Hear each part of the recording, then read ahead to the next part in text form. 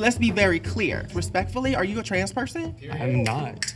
So you're taking up space where I believe a trans woman should be here talking to me, to be quite honest, because I feel like we as trans women need to be having these conversations with each other. And respectfully, you're taking up a space that should belong to a trans woman. And trans woman erasure is very real because you're participating in it right now. Welcome to part one of the special episode of Middle Ground, which is also the biggest middle ground we've ever done. I am John, and behind me I have 30 Democrats and 30 Republicans.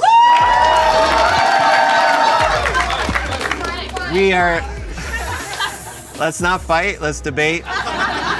We're gonna go through the issues that Americans care about the most in this year's election. So let's get into our first topic. Americans are worried about inflation and its lasting effects.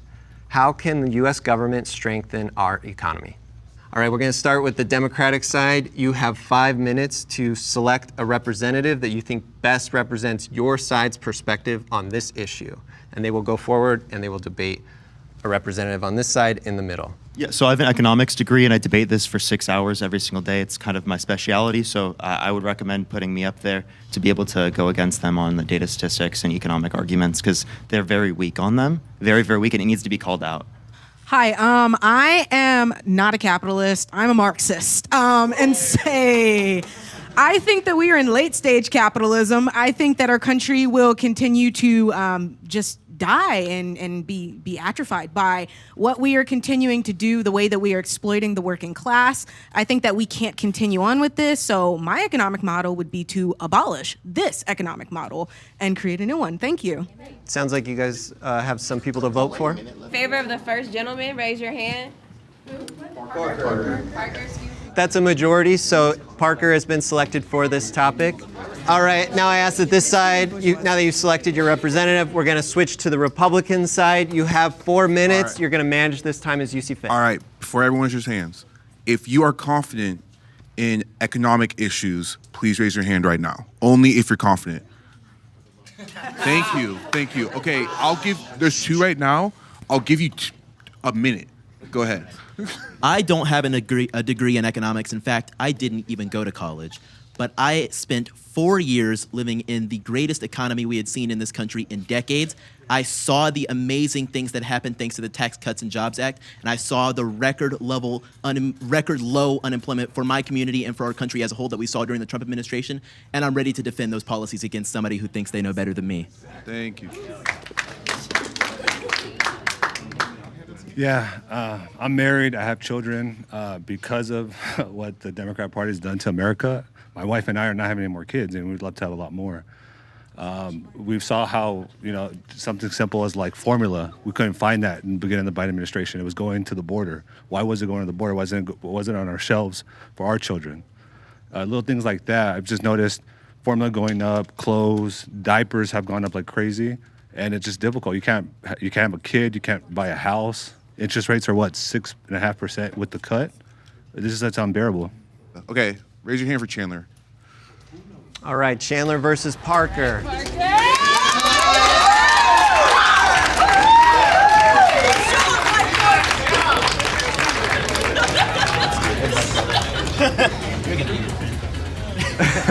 All right, Parker, Chandler, you have 10 minutes.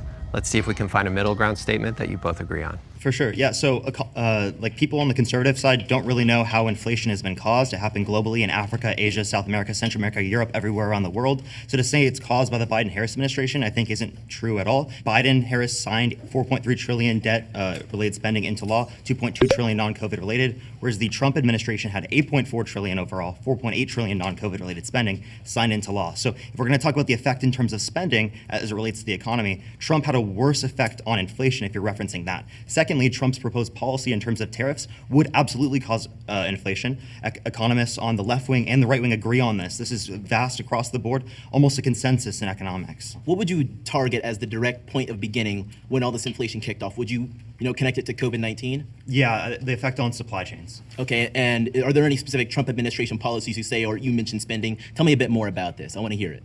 Yeah, so I don't typically refer to like the level of spending, but if people do reference spending, I do think that it looks worse for Trump. In terms of the overall inflation rate, I think it has to be something that happened globally. You can't just say something that only happened in the United States is the explanation for global inflation when the same trend happened in Africa, Asia, South America, Central America, Europe, everywhere. But what we have known for decades is that the United States is the global superpower, particularly for the economy. I mean, we spoke about it a little before, that China is starting to rise in this, and that there's, there's a lot going on in 2020 between China and the United States.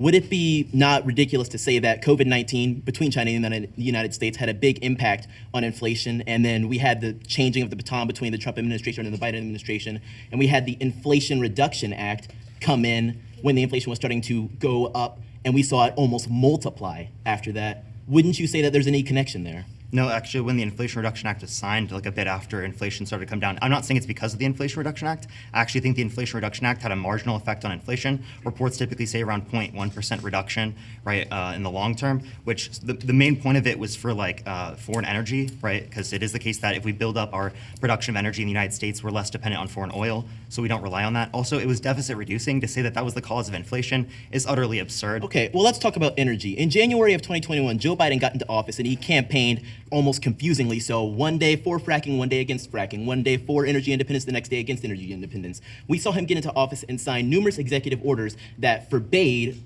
fracking on federal land, almost forbade us to actually have any of that energy independence, thus making us more reliant on countries in the Middle East for their oil, thus making us more reliant on China for some of their manufacturing. Why would these things not be factors that would multiply the inflation, and the so-called Inflation Reduction Act not have any more help on that? These things came back. The Inflation Reduction Act had leases for fracking. Also, as it relates to like the energy production in the United States, we've signed more drilling permits in the United States under the Biden-Harris administration than we saw under Trump. So we've had that plus the largest investment in renewable energy ever through the Inflation Reduction Act. So the most pro-energy policy is through the Biden-Harris administration, not through the Trump administration. This is just a talking point. And how many of those contracts were actually just re-upping what we previously had in the Trump administration and was eliminated via executive orders? Because that's what we're seeing a lot with the jobs numbers, for example. We say, oh yeah, Joe Biden created all these jobs. No, these are the recovery jobs after the COVID-19 pandemic, when Democratic governors all across America unanimously said, oh yeah, let's shut down the entire damn country because people have a flu. And I say it was a bad thing. Even Trump said it's not a flu. Come on. Yeah, I know. But we had a bad thing happen, and Democratic governors all across the country wanted to shut down the country and shut down the economy, shut down the jobs, make it so that people couldn't go to work. We have jobs come back, we have the inflation start. There's no connection there. Yeah, so I don't think that all the jobs that came back under the Biden-Harris administration are because of the Biden-Harris administration. That's a correlation causation fallacy. So I Certainly. agree, just because it happened under the administration doesn't mean it's caused by them. But seemingly you guys use that all the time for your point on unemployment, saying it was 3.5%. That wasn't a record low. There was 3.4% for 2 separate months under the Biden-Harris administration. Plus for specifically black unemployment, it was lower under the Biden-Harris administration comparative to the Trump administration. Because they changed very few policies in that time. Touting those particular numbers, not only is it correlation causation fallacy, but it doesn't make your position look better because it was even lower under the Biden-Harris I'm administration. glad you admit it's a fallacy, because this is actually a Democratic talking point. In fact, Kamala Harris is probably campaigning on it right now, that she says we had the most jobs, we're going to continue to have the most jobs. Most Americans want to ask the question right now, how are you going to fix the inflation when you've been vice president for something like 1,400 days, and you have Joe Biden, who's been the president for the same amount of time, and he's been in politics since longer than you and I have been alive, probably longer than our parents have been alive. Kamala Harris has kind of come out of nowhere, and she previously had extremely Marxist policies. We saw in the 2019 Democratic presidential debate, she was absolutely failing. In fact, she polled as low as 1%, but suddenly she gets risen up, placed as the vice presidential candidate, and then placed as the presidential candidate. She has had all this time to fix these problems, and the Biden administration has all these times and all the acts that they've passed, like the Inflation Reduction Act, to reduce the inflation. It has done nothing but push us further into this catastrophe we have right now with the inflation and the economy. So I just went over that deficit reducing. No way it caused the inflation that you're referencing. If anything, it had a reduction on inflation, like I referenced in the long run, the 0.1% reduction long term. Again, marginal, so it's not like important to reference. But for the inflation, right now it's 2.5% annually, which is around the same as what it was annually speaking under Trump's administration in 2018, or it was around 2.45%. Also, like, I don't know why we think that like Congress is going to be the one that deals with inflation. That's the Federal Reserve, and they've helped bring inflation down. We had the fastest recovery from inflation in the G7. So to argue like we haven't done something for inflation is utterly obscene, right? Also, Trump, this would have happened if he was president as well. To say that that wouldn't have happened is just economically illiterate. Like, the Federal Reserve is only just beginning to cut our interest rates, which is only just beginning to stem the problems that we're seeing now. People are going to start feeling the effects of this as we continue to go on. How is Kamala Harris going to do anything to fix this? Yeah, so again, Kamala Harris isn't the one to do that. It's the Right. Federal Reserve that deals with it. But I just want to ask you one question because you did bring up Marxism. What Marxist policy did she support, and can you define Marxism? So what I can say with certainty is that Kamala Harris campaigned in 2019, a very failing campaign about redistribution of wealth. She campaigned on the policy of breaking out Black Lives Matter protesters when all they wanted to do was burn down the country during a pandemic, frustratingly and confusingly enough. These are the policies she campaigned on back then that caused her to lose her presidential campaign. And now all of a sudden we're trying to place her as the presidential nominee for 2024. It's confusing to imagine that she could do anything to fix the economy when her vice presidential nominee, Tim Walz, left his windows open so that he could smell the burning tires in Minneapolis. So again, as it relates to Marxism, you didn't define it there, one. Two, as it relates to this, in terms of like the response to the 2021 protests and riots that you're specifically referencing, Trump literally said that he totally agrees with Tim Walz's response. So I don't know how you're going to walk yourself around that, but please define Marxism real quick. Okay, listen, we're not getting into the definitions of this. We're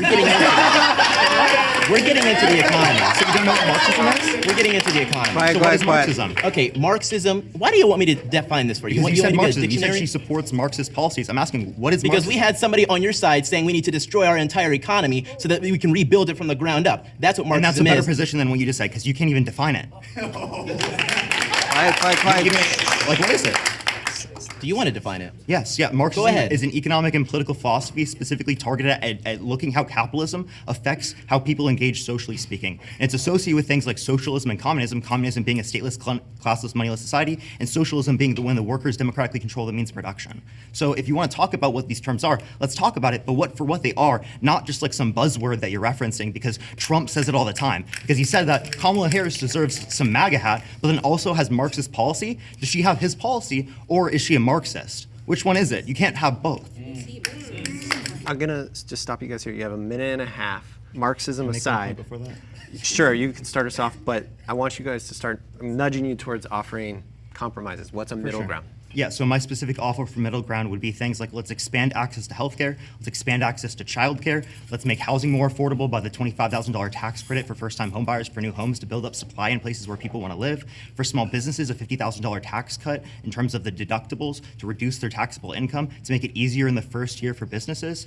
Those are things that I want to target. But the Tax Cuts and Jobs Act is not the way to do it. Most of the money went to rich people. I can send you a paper from a liberal and conservative economist from Harvard that only shows it went up in 0.04% Okay, Parker, annually. we gotta stop in terms you. of I have to stop you. I'm sorry. The middle ground I will offer. Anything in there you agree on? I will offer, and I will agree on that we need more tax cuts for more people. I'm not saying we need to send government money to healthcare. We talked about this before where we pull trillions of dollars out of nowhere for causes like this, and I think they're great causes. I think healthcare access and childcare access are great things, but I do not believe these are things that we need to throw government money at. I think we need to reduce taxes on businesses and privatize as much as we can to allow corporations, businesses, small businesses too, that operate clinics, that operate home daycare centers, to be able to give people, parents, people that want to own homes, access to these things without the government saying, we're the government and we're here to help. I would agree on tax cuts for like families, for middle class Americans, not tax cuts for rich people, right? I don't see any reason economically speaking to do that. I can agree with tax cuts, but I can also say we need to reduce a lot of funding for the IRS. We hired something like 80,000 new IRS agents Okay, to it doesn't- target the middle class. We clearly That's don't- not revenue. helping. How are you gonna pay for Judging that? by Parker's reaction, we don't agree on that. So Sure. the middle ground statement that I am hearing, at the bare minimum, you both agree that we should do a tax cut on the middle class. Tax cuts on the middle class. I'd agree on that.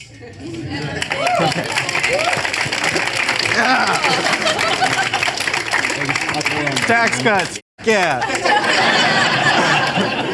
Okay. Raise of hands high and confidently if you agree tax cuts on the middle class. Put them down. Raise your hand if you don't agree with that.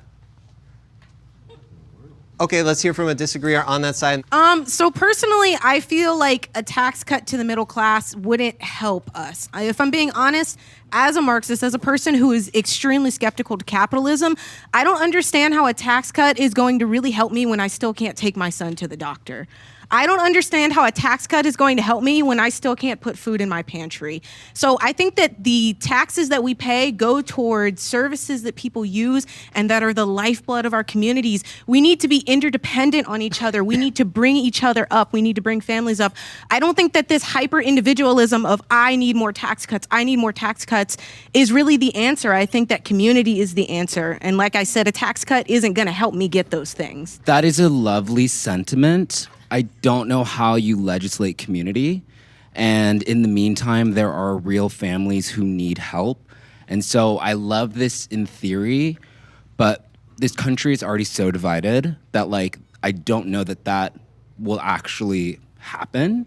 And so if we're speaking in tangible realities, those middle class people still need help, because this position of like, just like we should be in community, what is the action associated with that? Sure. I would suggest democratic socialism, because I think that's a middle ground that we can have between even capitalist systems and people that are more skeptical of capitalism. You have people like Bernie Sanders and AOC who have really gained traction amongst the youth recently, talking about systems where people do have their needs provided for, where people have their food, their housing, a basic livable wage provided for. And so we, in the end of the day, are actually going to save money as an economy when people are happy and healthy and are living sustainable lives. Thank you both. I gotta stop you there. Okay, who on this side, did anybody disagree with the middle class tax cut? I want to hear from you first. Hi. So I disagree that we should tax or give tax cuts to the middle class. I have been middle class for a long time. I'm 23 years old. I've been in the workforce for a very long time. I think that if we are going to give tax cuts, everyone deserves tax cuts. It is not a matter of should we tax the rich more, because I don't know about all of you guys, but I would like to be rich. I would like to own multiple businesses. I would like to own a mansion. And how dumb would that sound if I was like, yeah, we're going to tax the rich, and then in 4 years I become rich and I'm like, damn it. Okay, well, maybe I don't want to be rich anymore. It's not going to help. And I would argue that more people on the Republican side of the working force are tradesmen that are middle class, and more people on the right are trying to become millionaires. You guys always say that Republicans are the rich people.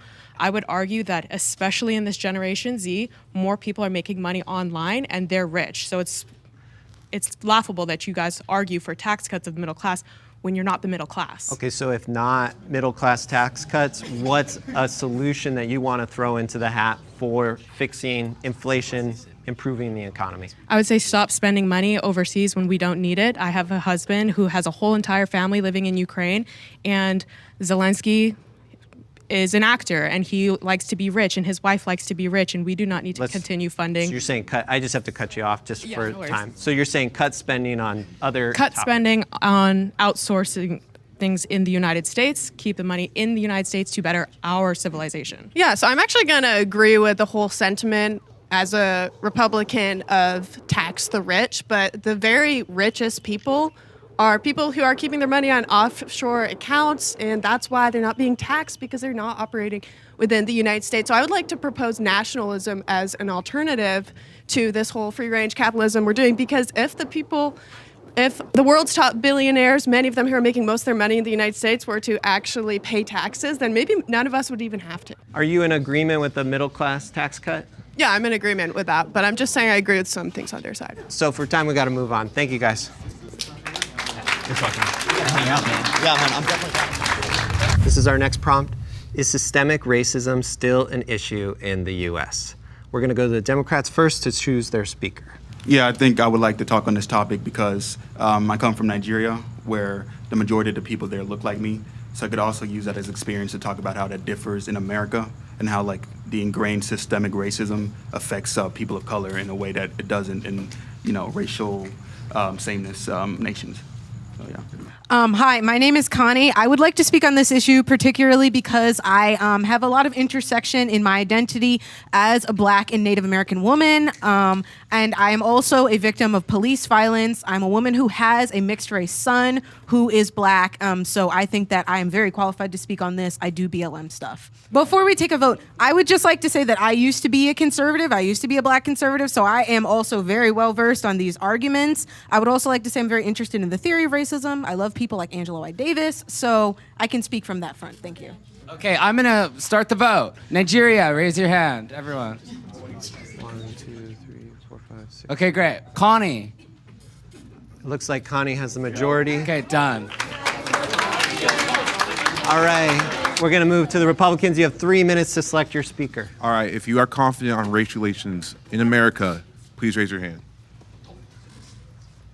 So I am speaking from the perspective, I grew up in a very far left family. I was super woke my entire life, so much so that in 2020, I was cast to be on a Netflix show teaching people how to become a BLM activist. In the process getting ready for that show, I started studying the counter arguments, and it completely flipped my perspective of being black in America. And I realized being black in America is a very easy life. So I would love to speak on this topic. It's what I do for a living.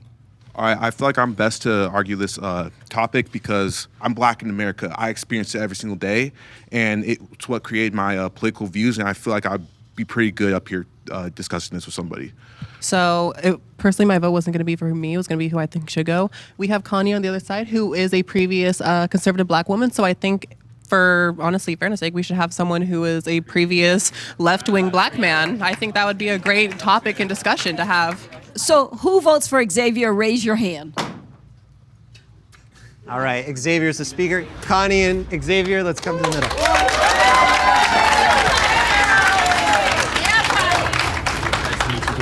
Nice to meet you, Xavier. That's a very king name, Xavier. I know that's right. Hey. So I don't believe that we have a systemic racism issue in America anymore. I feel like we have a systemic disempowerment issue. And what I mean by that is really two things. First, let's start with the rhetoric that is put on black people. So you and I disagree on pretty much everything politically, and I will fight tooth and nail for you to be able to speak your piece and say what it is that you feel. But me, as a black conservative, I'm called a and Uncle Tom and a sellout. And it makes you just sit and wonder, who is it that I'm being sold out from? This belief system that we have to have this unapologetic, unwavering perspective of just loving what the Democrats tell us to believe is an issue. And it goes into the BLM thing and how for so long we were taught that we were supposed to be terrified of police officers who are literally the people who are supposed to be protecting us. The other part of that is when we start looking at what is actually hurting us on a systemic level. Let's look at policy. One of the biggest things that are hurting black Americans today is policy regarding crime. We have all of these woke DAs who are putting forth policy about or getting rid of policies, I should say, with like the 3 strikes rule, which is allowing repeat offenders on the street. We got rid of the cash bail system, which again is letting criminals back on the street. And all this different list of issues where they're even decriminalizing theft under $900. Who is that destroying? Businesses and opportunities in black predominant areas. So when we talk about why we're still struggling, that has a big reason because we're losing our opportunities. Yeah.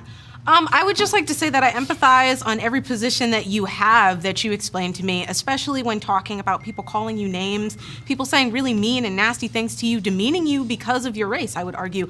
I experienced that as a black conservative, and it was the hardest part of being a black conservative. But I don't understand how you can have this perspective as a black man in America that there is no racial tension and no racial discrimination when we as black women are 3 to 4 times more likely to die giving birth. When black men are twice as likely to be killed on death row than white men for committing similar crimes. When you have the Hopi Nation of people who don't have clean water to drink, there's a diabetes epidemic because there is no clean, accessible water that they are able to afford. I don't understand how you can have these positions that there is no racial disparities and that these things weren't set up against us when there is so much going against us in this country. I would say as a woman who has experienced police violence, I was pregnant when I experienced police violence. I told them I was pregnant and they still mishandled me. They did not see me as a citizen. They did not see me as somebody to serve and protect. And by the way, there is no constitutional basis for serve and protect. They are not constitutionally obligated to serve and protect you. I just want to tell you this.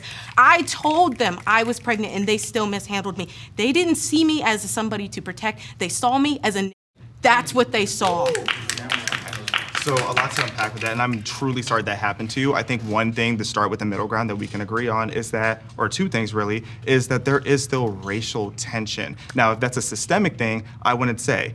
Are you going to encounter racist people? Absolutely. Are you going to encounter racist people in positions of power? Unfortunately, absolutely. That's a very real thing, and I do think when it comes to the criminal justice system, even black conservatives, look at the Blexit movement. One of the biggest things that the Blexit movement, which stands for Black Exit, exiting the left, is criminal justice reform. So with that being said, I empathize with what you're saying, and I understand your perspective there. But that being said, when it comes to systemic racism, that would infer that there's this whole system that is holding you down because you're a black woman. But there is. But here's the thing: is there's not. There's over 2 million black millionaires in America. Black women are outpacing in education in so many different metrics compared to every single demographic. I mean, just look at yourself. I mean, just hearing you sound very educated. You can't have all of these different success and be self-made in a country that is oppressive to you because of your skin color. We've seen what that looks like in the past, and that is just not the situation that we're in anymore. Because as I look at you as a black woman, there is not a single thing that this white man, no shade, can do that you can't do. You are capable. I would like to disagree with you because I think that all throughout American history, we have had black people, we have had indigenous people, we have Chicano people, we have people of all races and colors that have beat the odds, but that does not mean that those odds are not there. That does not mean that those odds are not there. A lot of people on the conservative side like to say like, oh, well, you have all the same legal rights and responsibilities that I have. There's no law against you as a black person. Correct. The law is not an entity in and of itself. Law is a social construct. We enact laws in everything that we do every day of our life. And the way that people enact laws is what affects these disparities, what allows black men to be imprisoned for the same drugs that white men are doing, what allows black women to be dying on operating tables, giving the same birth to the same babies that white women are giving. And so I think that if we're talking about America in and of itself, why are we having these discussions about Ahmaud Arbery? Why are we having these discussions about Breonna Taylor? Why are we having these discussions about Frank Tyson, who was killed in my hometown because they kneeled on his chest? He was dying and he begged them to help him and they said, shut the F up. And he died there under their knee. So a couple quick things with that. So with some of the issues you were talking about, such as black women dying on the operating table, unfortunately what that is, that's a socioeconomic issue. And I feel like what a lot of people attribute to being an issue that has to do with systemic racism is really socioeconomic, because you don't see wealthier black people having those issues at the same rate. If it was a systemic racism issue, it would have to do with race, not to do with wealth. And then when we look at situations like some of the names you said, let's start with Breonna Taylor. The way that the media lies to black people to gaslight us into thinking that we need to be terrified of police officers is absolutely unacceptable. If you really look into the tea that happened with Breonna Taylor, we were lied about. They lied to us about that whole situation. Are you talking about the Tatum report? That one? I'm talking about all of it. I'm talking about the whole system. I don't need to look at what Brandon Tatum has to say about it, but I think he had a lot of intelligence things to say about it. Because if you go and you look at the actual facts of what happened with Breonna Taylor, she was knee deep in that criminal investigation. That being said, with the reason I bring that up, because I'm not saying that her dying was something that should have happened. However, you can't ignore that her boyfriend shot first. You can't ignore that they were at the right house. When I first heard about Breonna Taylor, back then, I was a BLM activist. I was out there marching for Breonna Taylor. Literally, because I thought that this black woman was minding her business, laying in her bed, and a police officer came and shot her in the window. Okay, but that you is have not what homeowners' happened. rights. If we're talking about guns, you as a homeowner, you do not know who is entering your home. You have the right to shoot. They announced. No, they didn't, because Yes, there's they actually did. 3 different neighbors who each contested that they did not announce themselves. But if I'm being honest, it's not even just socioeconomic, because they did the same study with black women and white women of the same socioeconomic stature, and black women still died more. Why are we poor? Because this country was set up to make us poor. Because we were given a culture of desperation that makes us poor. Because we were set down hundreds of years down the line. We do not have the education we need. We do not have the reparations we need. We do not have everything we need to thrive and to strive. They killed our leaders. They killed Martin Luther King. They killed... Who's they?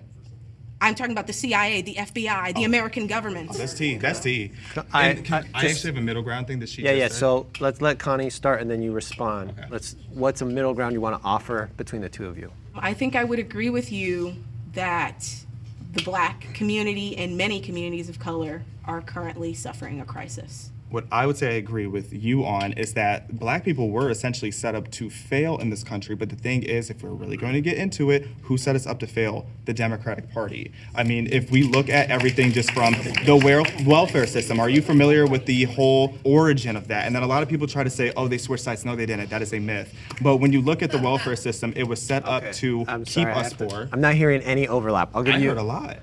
Okay, let's give you one more chance. We need to give our communities of color more tools to thrive in this country.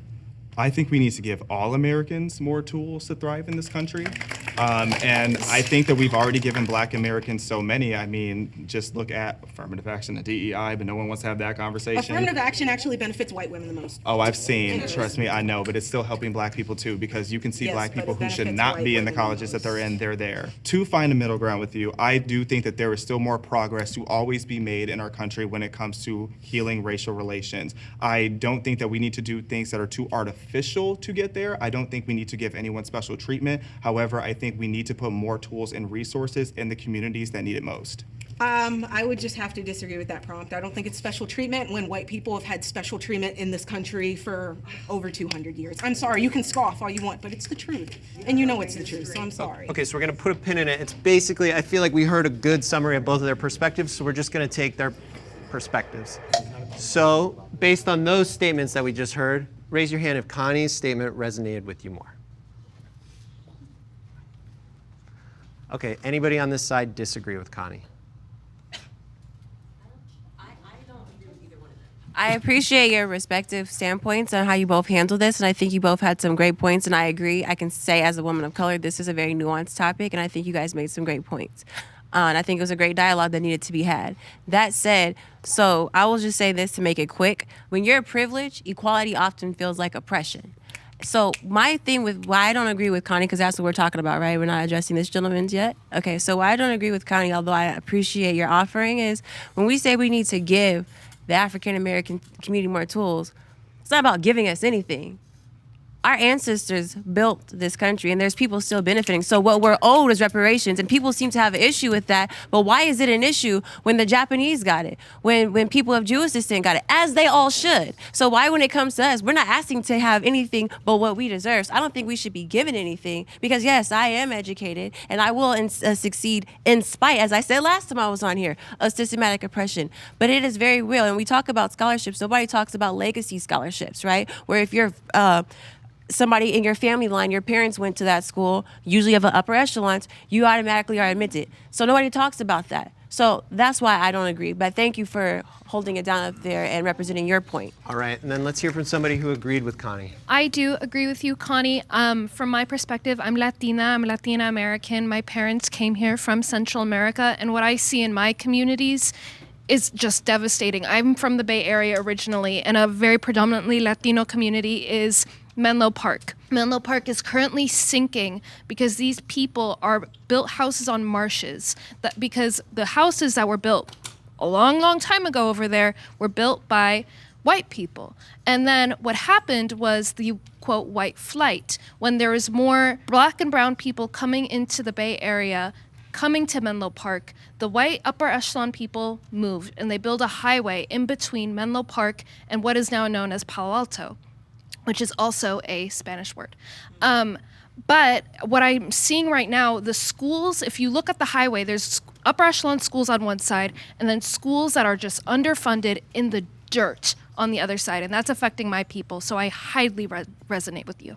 Okay, so let's hear one disagreeer with Con. I've got to say that I almost agree with you on saying that giving more resources to minority communities is what we need to do. And I agree with you because we've already been doing that. The last administration gave funding to HBCUs, which help minority communities. He also gave opportunity zones, which is to help minority communities. Same also for the First Step Act, which help minority communities. The thing is that what us Republicans believe in is that we should have the tools and we should work on it. You don't give a man a fish, you teach him how to fish. And that's how the minority community gets out of their issues. And when we sit back and continue to blame it on systemic racism, it's not gonna help us at all. It's just gonna bring us down. I'm Black in America, and I could do anything that anyone here could do. I went to school, I'm going to college right now, and I just transferred to a university. I got straight A's because of the work that I put in to get there. The problem that I have with the Democratic Party over here is they get votes if we believe that we're oppressed. That's how they get their votes. And as long as they keep on thinking that, then they get the votes every single time. And the moment they get in office, the moment they get what they want, they kick us to the curb. They've been doing that every single year. So that's my stance on it, and that's why I disagree with that. I think at the end of the day, we have to give people the tools and teach them how to use them, not just be handing out money left and right. So then let's get a raise of hand. Who agreed more with Xavier's statement? I see you. We see each other. Okay, why do you agree with Xavier? I mean, I feel like in this subject, as a white cis, male, I don't feel that I think all or none. I'm an all or none guy. Give everybody the same opportunity or nobody the same opportunity. And I think if you're going to give a thing to a group of people, you should give it to all of those groups of people, not just one. Okay. All right. Let's hear from some agreeers with Xavier on this side. My name is Jacques. I agree with Xavier because as an immigrant who has come here, there has not been a country in the world where black people can go from dirt poor to the most wealthy and respected person ever. So I believe in meritocracy. I believe in hard work. And this country, if you do all that, yes, there's obstacles in every single way. I'm an example of that. I come from a poor country. I bought a house on my own because of this country. I would never be able to do that anywhere else in the world. I hate the victim mentality, and that's it. All right, we're going to end that topic there. Hey, before we go any further, we want to take a moment to say thanks so much to Straight Arrow News for powering the fact checks in this video. Straight Arrow News is an app and website that is on a mission to raise the bar on journalism in a time of media bias and mistrust. Their team of journalists believe that unbiased news should be the standard and not just the exception. So they report down the middle with facts, delivering news without bias, filter, or spin. Plus, their Media Mist tool allows you to discover news that's being underreported or not even reported at all by different sides of mainstream media. That's why we're so happy to be partnering with Straight Arrow News. The work they're doing gives us a complete picture of the news straight from our phones and tablets with their app. Go to san.com/middleground or click the link in the description to check it out. By clicking that link, you're not just supporting this channel, you're also supporting a group of journalists that are raising the bar on news and focusing on serving you unbiased, straight facts. Thanks again to Straight Arrow News for partnering with us on this episode. Now let's get into it. The war in the Middle East is escalating. What should the U.S.'s stance be? Let's go to our Democrats first. You are going to elect your speaker for this issue. So I've been speaking about this issue for many years, not just since the war, started to happen.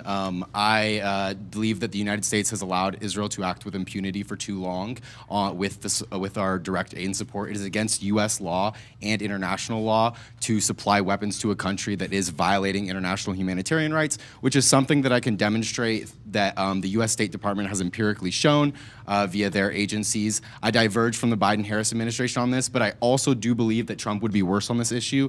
He moved the embassy, the U.S. embassy to Jerusalem. He allowed for the illegal annexation of the Golan Heights. That's where I stand, and I am very passionate about this issue. You got 15 seconds. I'm going to do this in 10 seconds. I know who I am. I know what the other side can do, and I know what YouTube's going to do to me. They'll denigrate me as an angry Arab man because my family's been massacred by Israel. So that's why I think he's better to speak on it than I ever will be, because we need level-headed people in the room and not people like me. Sounds like we... Also, I spoke with him earlier. I spoke with him, too. I vouch for him. Evan. My name is Evan. All right. And now the Republicans, you have 3 minutes. Go. All right, before we begin, if you are confident on Israel relations and the war in the Middle East, please raise your hand. Perfect. Okay. So we'll start with you.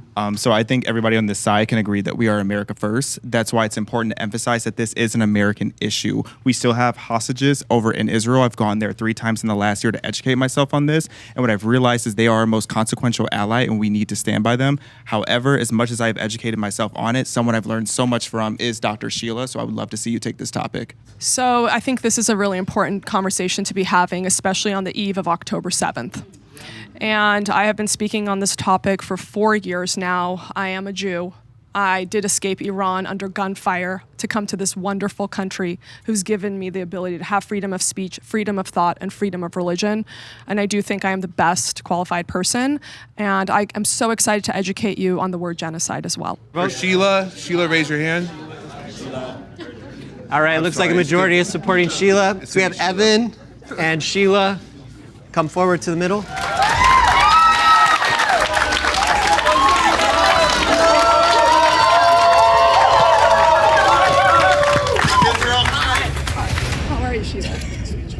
All right, so just a reminder, the goal is to try and find an agreement, a middle ground statement that you would both stand by, and then we'll share it with the group, but you have 10 minutes to discuss the issue and get to that point.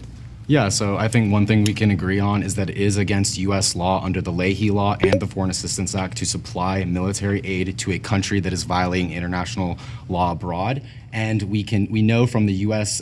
Department of International Aid and Development, as well as the U.S. State Department for Refugees and Migrants, that Israel is guilty of blocking and obstructing humanitarian aid to the Gaza Strip, particularly within the first few months of the war. And that's why the ICC chief prosecutor that Israel said was their preferable candidate has applied for arrest warrant applications to top Israeli officials. It is also why the ICJ is currently on trial with Israel for a case of genocide, and why the ICJ has already weighed in on that the illegal occupation in the West Bank needs to end. And we also have had a Security Council resolution when the United States abstained from the Security Council that once again there should be an immediate ceasefire. The only time that the most amount of hostages were put back in Israel was when there was a ceasefire and a negotiation and a hostage exchange between Hamas and Israel. Israel has actually killed more of their hostages than they've rescued. They have shot and killed Israeli hostages waving a white flag, speaking Hebrew. That is the kind of conduct that Israel uses in this war. There's a lot that was put into that first statement. First of all, the ICC had to push off their case against the genocide of Israel for lack of evidence. Number one, I'm speaking now. Number two, oh my God, there is so much. So, okay, Israel is our number one ally. There is so much work between Israel and the United States, and I understand the America First strategy, but you have to understand there is so much intelligence going back and forth to keep Americans and Israelis safe from all of the terrorists coming out of the Middle East, number one. Number two, Israel's fighting 7 fronts right now. They just killed a Hezbollah leader that murdered 142 Marines, that had a bounty on his head by America. That has happened now twice where Israel has murdered terrorists because they had killed not only US military personnel, but also were just bombarding Israel, and they don't care who they kill, Muslims, Christians, Jews, mosques, they don't care, they just inadvertently bomb the city, okay, number one. Number two, there is no genocide. Let me explain why. The Palestinian population went from 500,000 people in the 1940s to 5 million right now, as opposed to an actual genocide where the Jews in Nazi Germany went from a population of 10 million to 4 million. I'm not done. That is an actual genocide. Why is Israel so good at so many things, but they're just so crappy at genocide? Why is the population booming? Number two, what else did he bring up? Occupation, okay. When I did my genetic testing, it says in my genetic testing, Judea. It tells me that I come from, my indigenous homeland is Judea. No other religion, when you do your genetic testing, is gonna say you come from here or from here, from here. It doesn't say that because Judaism predates the current definitions of ethnicity and religion. It's an ethno-religion, and this is an indigenous homecoming of Jews. The other thing, I know the left always likes to say this is oppressed versus oppressor, or it's darker people versus white people. Israel is 70% non-white. They look like me.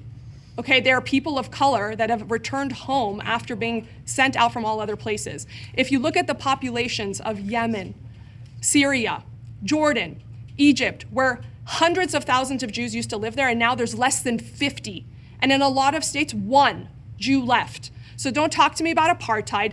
Arabs are allowed in Israel, no Jews are allowed in Gaza. Don't talk to me about apartheid. Don't talk to me about occupation. Don't talk to me about genocide. So the first thing, you said that the ICC dismissed the case They of genocide. didn't dismiss it. They pushed it out because they don't have enough first of all, evidence. you don't know what the ICC is because it's the ICJ that is actually The ICJ, conducting. I'm sorry. I work with an organization called ICC. I apologize. Yeah, so the ICJ is still continuing. Right, its but they hearing don't on- have enough evidence to close their case. So they have to push it out. If you know anything about, for example, the Rwandan genocide or the case in Bosnia, these sorts of cases take years to finalize. So we'll see They what give happens. they've already given a preliminary ruling that there is sufficient enough evidence that there is a plausible case to be made for the case of They're genocide. getting And the paid. reason for that is because, again, the ICC chief prosecutor, Karim Khan, who Israel's was preferred candidate, has said he has sufficient enough evidence to believe that top Israeli officials were using starvation as a weapon of war. No. And Hamas and in is terms of actually- the wait, no. and in terms of the debate regarding occupation, that has nothing to do with genetics. The occupation is a political reality. It depends on what sorts of states have legitimacy or sovereignty over a specific land. And the ICJ once again has already made their ruling that the occupation within the West Bank is illegal. Wait, do you dispute whether or not the occupation by Israel is illegal in the West Bank? And do you dispute that Netanyahu is attempting to annex Area C? I dispute the word occupation wholeheartedly and altogether. let's Because specifically- the tomb of he's brought Rachel, up- who is a Jewish matriarch, is in the West Bank. Let's- Do you know I cannot go visit the tomb of Rachel, who is in the Bible, because Jews are not allowed to go into the West Bank without getting lynched? Number two, who brought the ICJ case? Who brought it? South Africa. Why?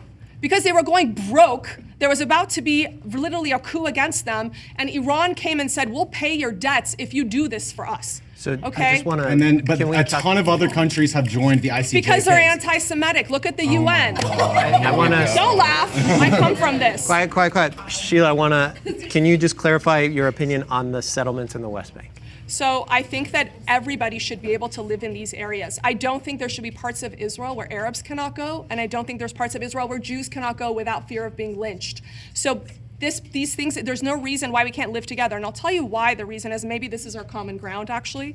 When I grew up in Iran, okay, they would tell us, as I was in kindergarten, they would tell us, scream death to this, death to that, death to America, death to Israel, when I was a child. And we know for a fact that in Palestine, they're doing the same thing. We've shown images of their TV shows where it's a fake Mickey Mouse saying, "Stop the Jew, stop the Jew." This is teaching hate from a young age to children that don't know any better, and it is brainwashing, and it is hateful, and it is child abuse. Once we raise these children to love, to value life, to believe that we can thrive and we don't have to kill Jews, and our thriving is more important than killing Jews, they will have a future. They will have a future. Is that your middle ground? That is my middle ground. Netanyahu's own administration, with people like the National Security Advisor Ben Gvir as well as Smotrich, don't even deny the existence of a Palestinian two people. Wait, stop.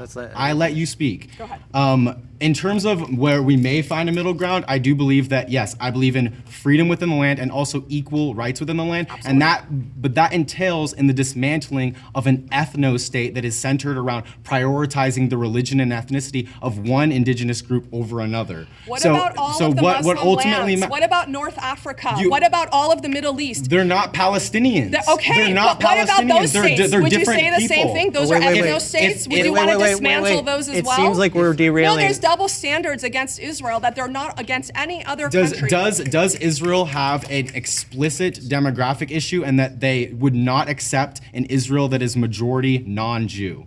Yes or no? Well, this is the case. Yes or no? No, let me tell you. Yes or no? Stop. There's no yes and no because this is nuanced, and that's why we are here. You cannot give majority to a people that want you dead. Right. That is the end of your country. So the answer to that is yes. They have an explicit law. There's and no law. Yes, There is no law. They do have a nation-state law that they passed in 2019, and the Israel's own Supreme Court has actually declared that there's no such thing as the identity of being Israeli because it would undermine the Jewish identity and Jewish character of Israel. What is we as Americans, and I heard some of that sentiment before. Once again, I'll circle sort of back.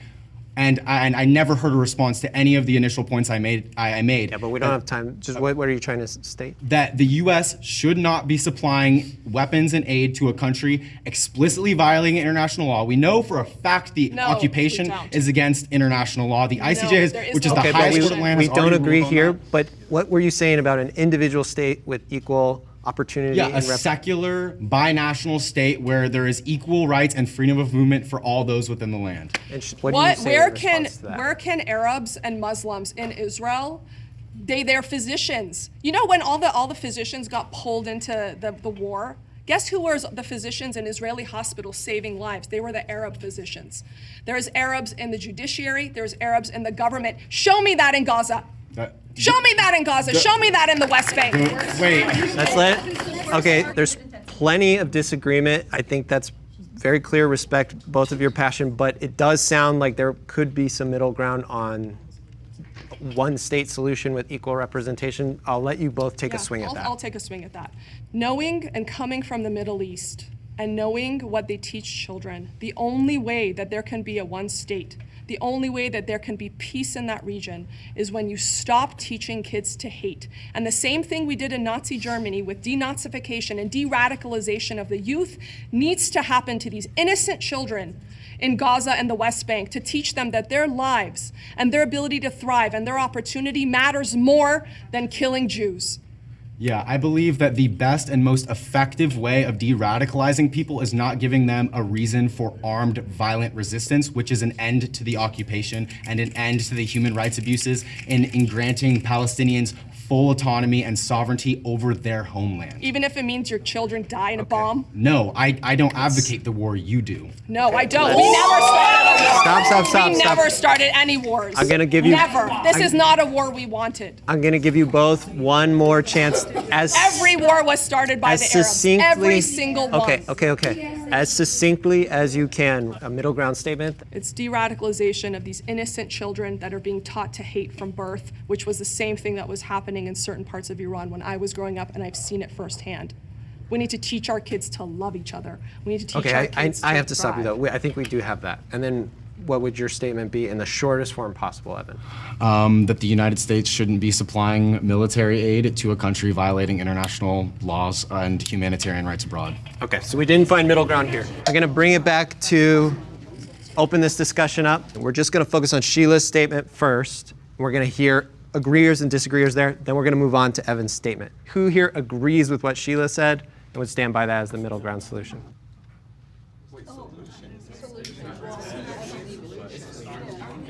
Okay, why? Who wants to speak for why that's not a solution on this side? I mean, there are so many lies and falsehoods and just flat out bullshit I've been listening to the past 10 minutes, but that's been reality for almost 30 years in this country. I will tell you this. But I'm going to tell everyone this.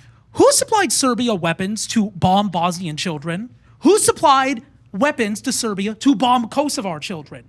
Was it the United States? It was not. It was found in the same ICJ case that this young man brought up. Who did it?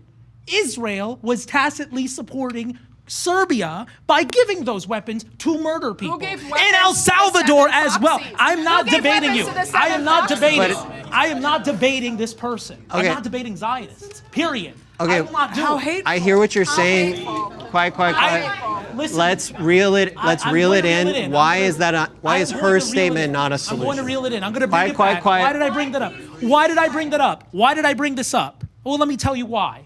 So if Israelis really love their babies, if they really love their children, why is it that they go and they kill people like my relatives in Gaza? Why are my parents even here? My parents are here because of a hateful ideology, a racist ideology. And I do not care to debate a Zionist. I am not debating a Zionist. You can put this in the YouTube, cut 10 times. I won't do it. Okay, I just. Judaism is a religion of love. Zionism is not Judaism. Yes, it is. 95% No, it is not. of Jews are Quiet, A majority of Jews support a ceasefire and a weapons embargo. We are not debating Zionism right now. I understand that there's plenty of opinions about that. We are talking about the solution that Sheila offered. Does anybody else? You got to sit down. I'm going to sit down. Don't worry. Does anybody else want to voice why they don't feel like that was a solution? Okay. I love the sentiment. However, I don't think it is a proper solution to what's going on. I mean, I've been following this quite closely, and I think the proper solution, Evan, I absolutely agree with you. I think there is hate being taught on both sides. Yes. Let's let her say Can her you please opinion. Sheila, you can't. Sheila, you gotta let her speak. I'm so sorry, but can you please let me talk? Go ahead. Thank you. I have first-hand accounts of one of my good friends who was born and raised in Israel. They told me that they have been taught fear-mongering sentiments towards Palestinians for as long as they can remember, from their family, from their institutions, and So you have one please let me finish talking. Please let me finish. Let's hear the end of her opinion, and then we're. I think. How many of them agreed with what Hamas did to? Quiet, guys. We've already heard the middle. I understand that you're Sheila, passionate about this, you but have so am spoken I. And can you please let me talk? Okay. Thank you. Let's finish. Family there. I've been Sheila. there. I've lived Sheila. there. So you can have your feelings. Sheila. No, No. Sheila, I'm so sorry, but I will not talk to somebody who is disrespecting me in this way. Well, but you're disrespecting. Sheila. But you're Sheila, Guys. please. Just talk. I think that Sheila, hate please is being don't taught on both sides, and that should stop immediately.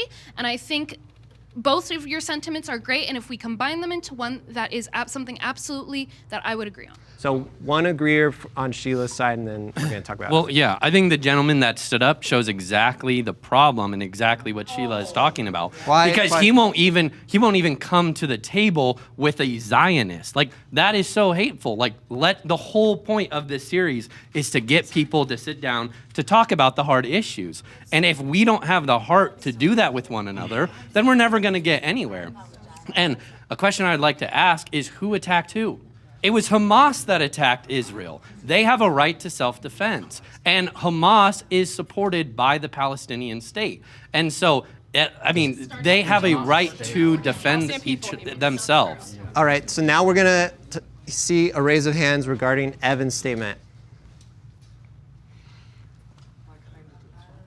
Okay, so we're going to come to some of you in a minute, but let's hear from this side first. His statement actually resonates kind of with like not even just our side, but American society. There was actually a CBS News poll done in June that said that 77% of all Americans agree that a stop supplying weapons to Israel is the accurate, next step in order to, for whatever the reason is. But that's just what the majority of Americans agree on.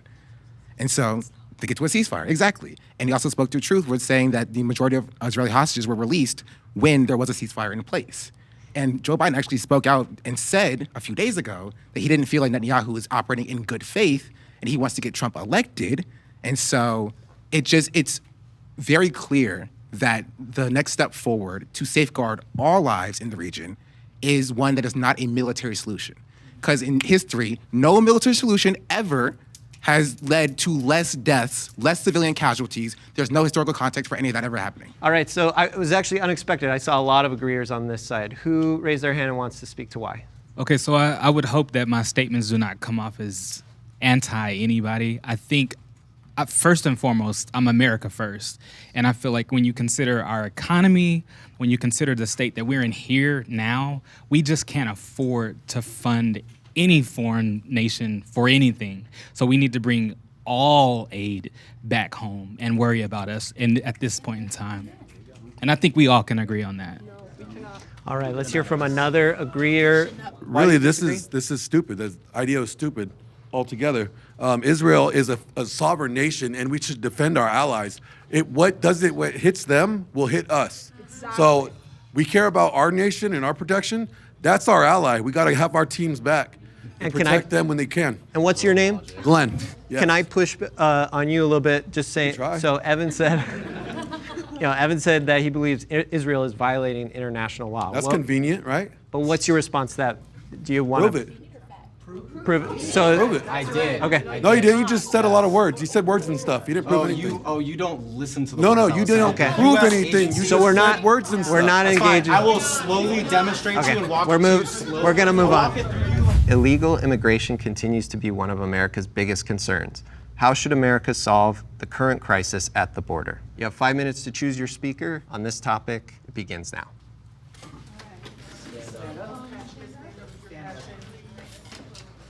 This is a topic I've been reading about a lot lately, and it seems like a lot of the Republican talking points we hear very often are just based on complete lies or just complete misinterpretation of the facts, whether we're talking about people that actually cross the border illegally or people that are seeking asylum that they just call illegal immigrants, but it's much more complicated than that. And I think there are a lot of talking points that I've heard from the right that I have pretty good rebuttals to. If you actually look at the numbers, the narrative they're painting is just not true at all. So this is a topic I'm also passionate about, and I agree with a lot of what you said. Literally all of the statistically sound data does not support the Republican position on this issue. For instance, native-born Americans are more likely to commit crime than immigrants. And that's just the truth. So I would love to get into it with data, but it doesn't have to be me. All right, so it seems like we've got kind of two people that we're leaning towards, Adam and Ryan. Let's get a raise of hands for Ryan. Ryan is our far corner. All right, and then can I get a raise of hands for Adam? I think it should be a person of color. I'm going to be honest. I think a person of color should speak on the immigration. Since it's even split, let's let Ryan and Adam decide. You guys got 5 seconds. I think I think it makes more sense to come from you than me. All right, so Adam's our speaker. If you feel confident in debating immigration politics, please raise your hand right now. Okay, we'll start with you.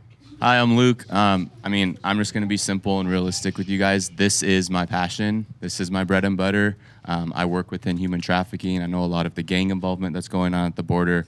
This is what I do. And so I know all of us would be really good at debating these topics, but this is what I'm most confident on. This is one of the main reasons that I am a Republican. Thank you, Luke. Hey, so my name's Josh. I'm very passionate about the legal immigrant situation just because I worked at Border Patrol and I know all about it. I worked there for a while I was out there, so I could give you stats every single day of what happened and what's going on. So yeah, I think I'm the best candidate for talking about the situation. Thank you. I think Luke or Josh should be the top two candidates. All right, so quiet. Josh, you stand up first. Let's get a raise of hands for Josh. I think that's majority. Yep, that's majority. So Josh, you're the speaker for this side. All right, so our speakers are Adam and Josh. Come to the middle.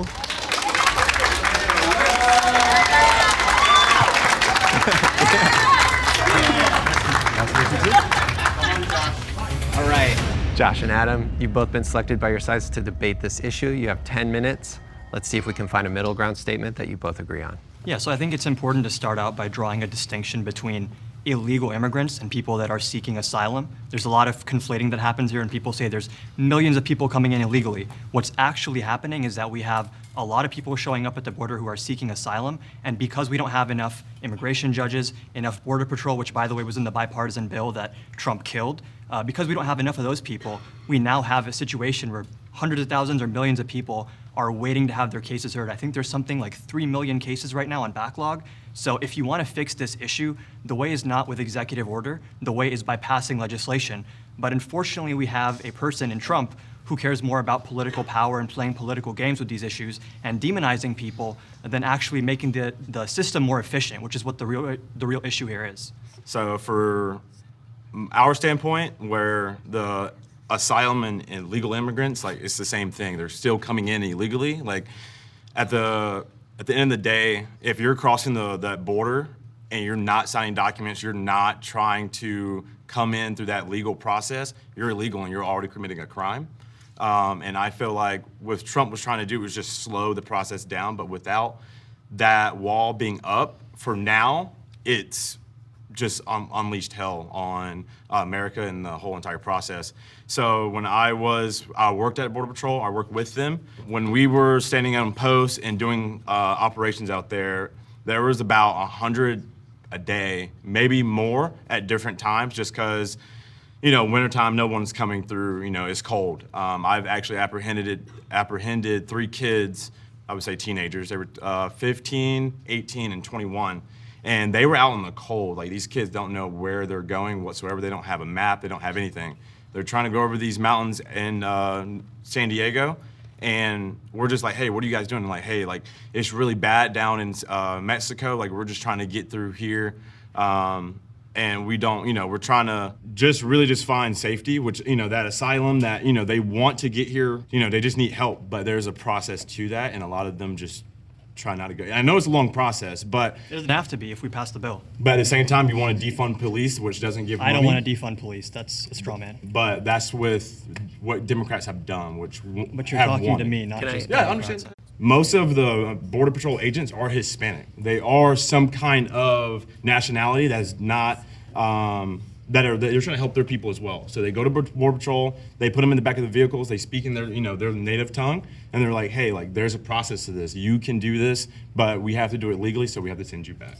This claim that illegal immigration is just going to go down if Trump is in office is objectively not true. And again, you're trying to get rid of this distinction between illegal immigrants who are called getaways and people that are seeking asylum through legal means. And the issue we have, again, is that there's an influx of people coming after COVID, right? You talk about the difference between Biden and Trump's border policy. There's actually not a lot of difference other than that Biden tried to make it a little bit more humane. But Title 42 gave Trump emergency powers because of COVID. Biden kept that in place for a few years. The only real difference between the two is that Biden had a more humane policy on trying to keep people together, keep them out of harm's way. When you talk about things like remain in Mexico, I know people on the right really like that, but the whole point of seeking asylum is that you're trying to get to the US for safety. So there's plenty of people who are going to do remain in Mexico, and their life is going to be in more danger versus if they're staying here.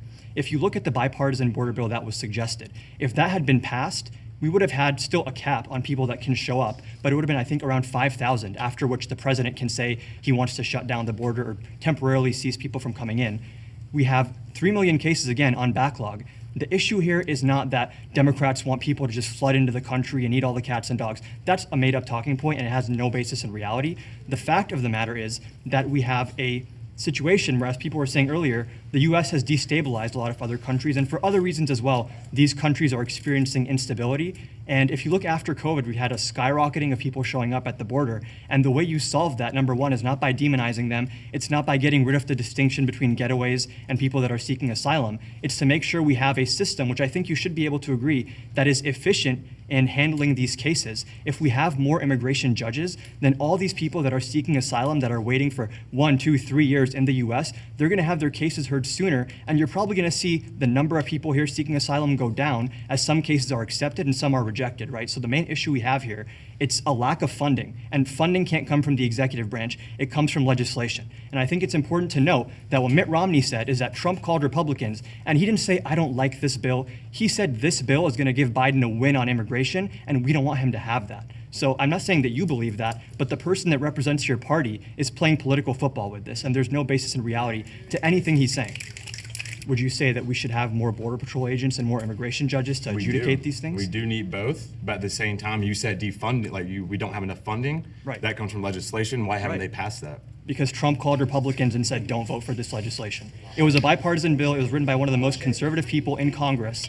It had support from Mitch McConnell and Mitt Romney, both of whom have said on record that the former president does not want us to work on this issue because they want to keep immigration an issue for the election. And this is common sense, because if Trump didn't have immigration to scapegoat and run on, what would his platform even be? Like tariffs? That's it. Business, yeah. So Business.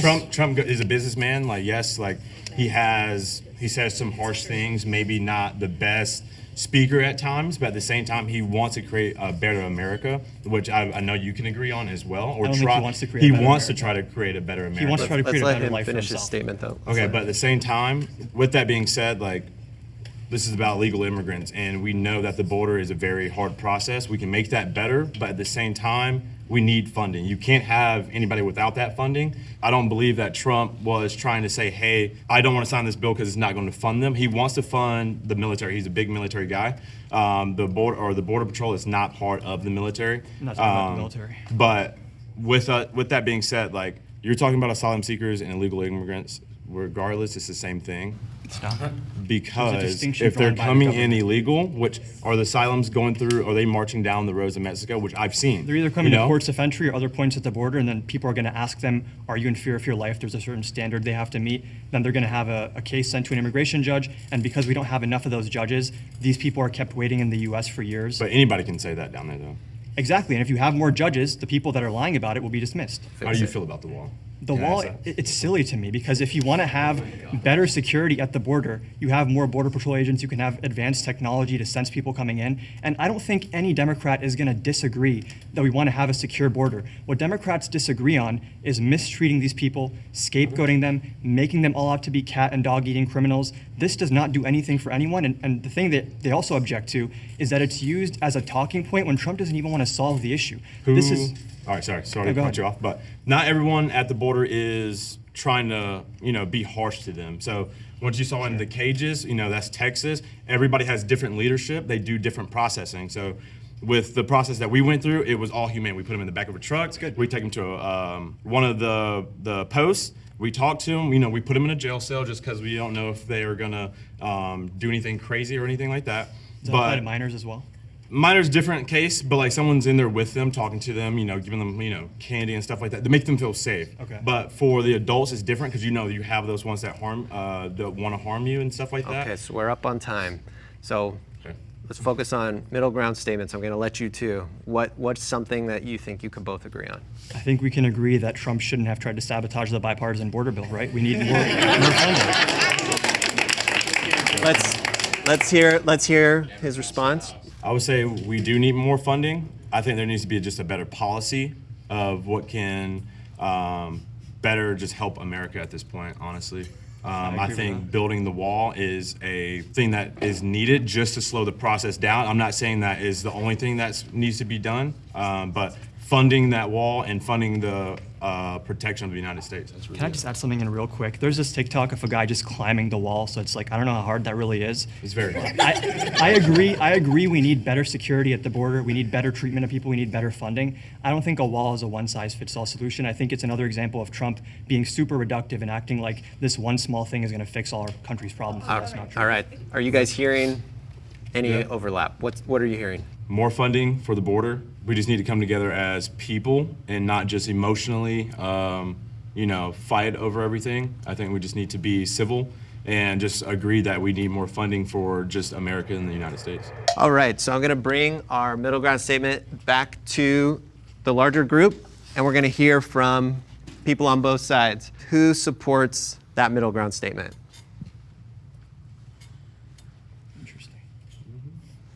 All right, I'm seeing more hands up over here. I'm seeing less over here. Who wants to say why they disagree? Okay, so I have a lot to say. What I'd start with saying is we don't need increased funding. We need to funnel our funding in the right places. We don't need to give $150 billion to Ukraine, a nation that doesn't need our help at this time. We don't need to give $1 billion to these illegals and we run out of FEMA money to help our own citizens that are struggling in the hurricane. So what I'm hearing, we don't know how to distribute our money, and we're giving illegals have up to $5,000 to $10,000 a month that the government is giving them for housing, for food. Why do we call them illegals? Because they're here illegally. We have veterans that gave their life to this country who are being kicked out of their own housing so that we can house these illegal immigrants. If you guys can support that, I respect all people, but I lose a lot of respect for you because you guys are putting illegal immigrants outside of our nation ahead of our own citizens that fight and that just work hard to be here. I simply have one question for you, my friend. You talked about the citizens giving their lives for this country, and I appreciate that. Believe me, I have family who are veterans. But what about the non-citizens who did the same thing?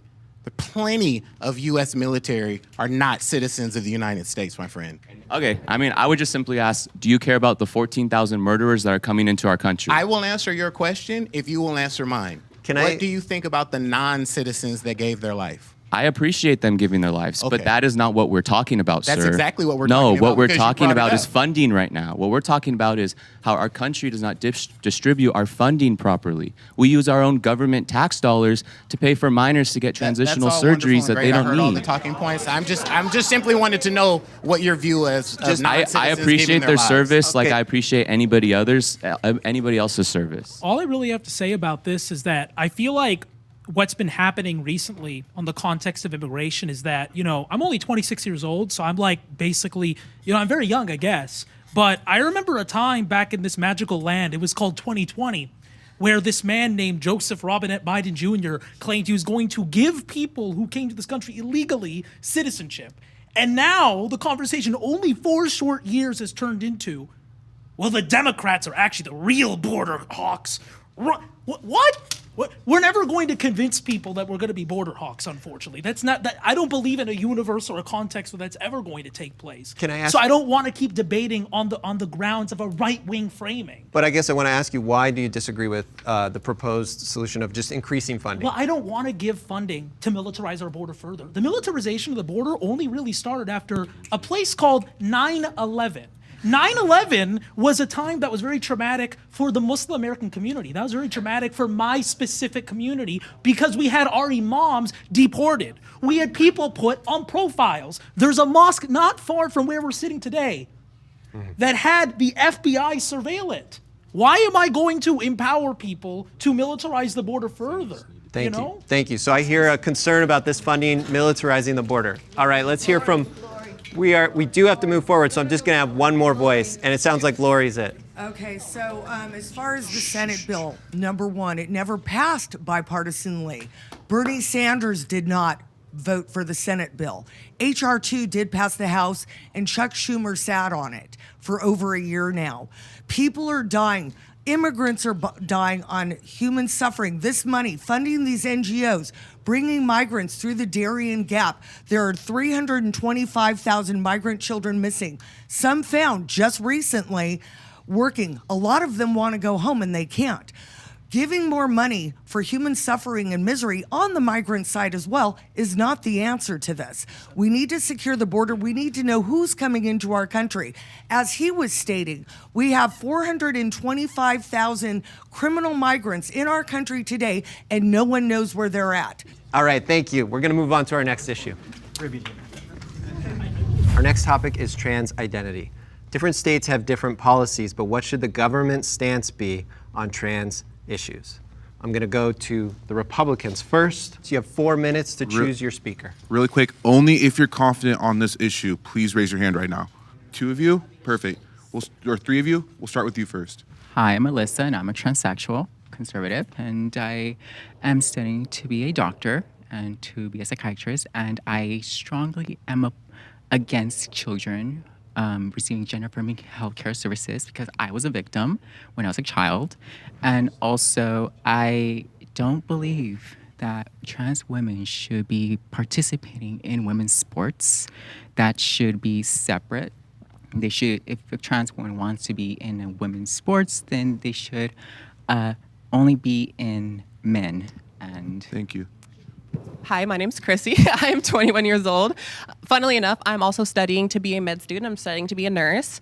And I think that I would be really great for this proposition simply because, A, I'm Gen Z. I've grown up in the environment that is being most discussed when it comes to the trans topics. And B, I was also a former member of the organization Gays Against Groomers. I still agree with a lot of what they have to say. But I am well versed in this subject, and like I said, I've lived this experience, especially for the generation we're talking about currently. Thank you. My name is Jalen, and same as you, I'm Gen Z, so I feel like I've been around it a lot, but honestly, I think truth be told, it's a mental illness, and I don't mean that in any type of negative way. I feel like on the left, they take it very personal when that's said. There's nothing negative about the term mental illness. Many people have that, but I think it's a mental illness because it stems from self-hatred. Yeah, I'm gonna clock that T, because if you love yourself, I don't think you're gonna go as far to chop off your own body parts and sterilize yourself. Thank you. Raise your hand for her. All right, raise your hand. Raise your hand. I see 2 people. Let's get a clear vote. Sorry, just real quick. Personally, I would want to hear from a transgender person on this. So either of you guys, Gays Against Groomers, I would vote for you. I nominate. Yeah. Okay, so let's get votes. Raise of hand for Chrissy. I'm seeing a little bit more. 1, 2, 3, 4, 5, 6, 7, 8. And then, what's your name? Jalen. Jalen. Raise of hands for Jalen. 1, 2, 3, 4, 5, 6, 7, 8. It's Jalen. All right, Jalen's been selected on this side. We're gonna go over here. You have 4 minutes. Now, you know I'm ready to have a Republican sandwich with my side of soda. I'm ready to devour.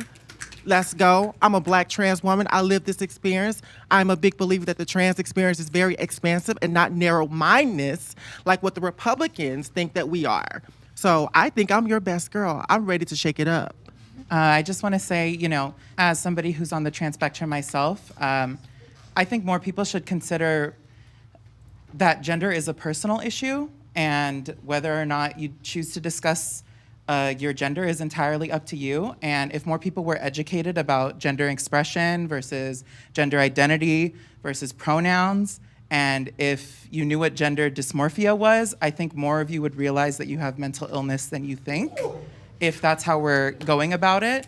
But if, you know, I'm willing to open the panel for anyone to disagree. Yeah, I rather somebody that's actually trans tackle the issue, but I think I would do a good job at dismantling the idea that children are cutting off their body parts, but gender dysmorphia would actually make that it's them doing more harm staying in the body that they are, then good. And I feel like a lot of people think that like these children will be fine had they not transitioned, and I think that needs to be addressed. All right, so you have to select your speaker. I think we've got Blossom. All right, raise your hand if you'd like Blossom to represent us on this topic. Okay, so we have Blossom. Thank you. Blossom and Jalen.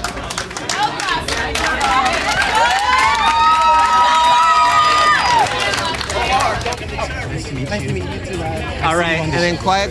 We want this debate to focus on what you think the government's stance should be, and ultimately we're going to be trying to approach a middle ground that you both agree on. If you want to share your personal experiences, go ahead. I know you just said it's a government thing. Personally, however, I feel that transgenderism is more of a personal issue and a philosophical debate more than a political debate, because I just don't think being transgender really has anything to do with politics. When you turn 18, like, I'm really against children getting gender affirming care type shit. So like, I think once you turn 18 and you're a legal adult, you can go to the military and everything, drink. I think once you become a legal adult, you should be able to make those decisions for yourself and do whatever you need to do. Live your life however you want. However, I do feel like it's being pushed onto people these days, especially my generation. It's just a fact. There's a lot of people in Gen Z who are transgender. I mean, when I was a little boy, I played with Barbie dolls and shit, but like, I imagine, like, what if I told my parents, like, I think I'm a girl, and they wanted to take me to a doctor, give me hormones. I love being a guy.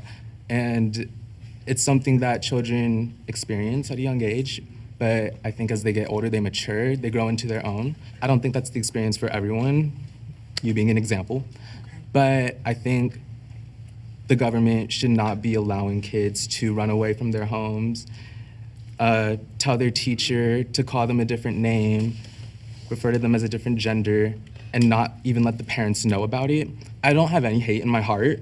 I think I get along with all kinds of people, and I respect people's opinions, and all I ask is I get the same grace back. Absolutely, I have no problem with that. First of all, no disrespect, I don't entertain the mental illness conversation because it's too low vibrational for me, so I want to talk about kids, okay?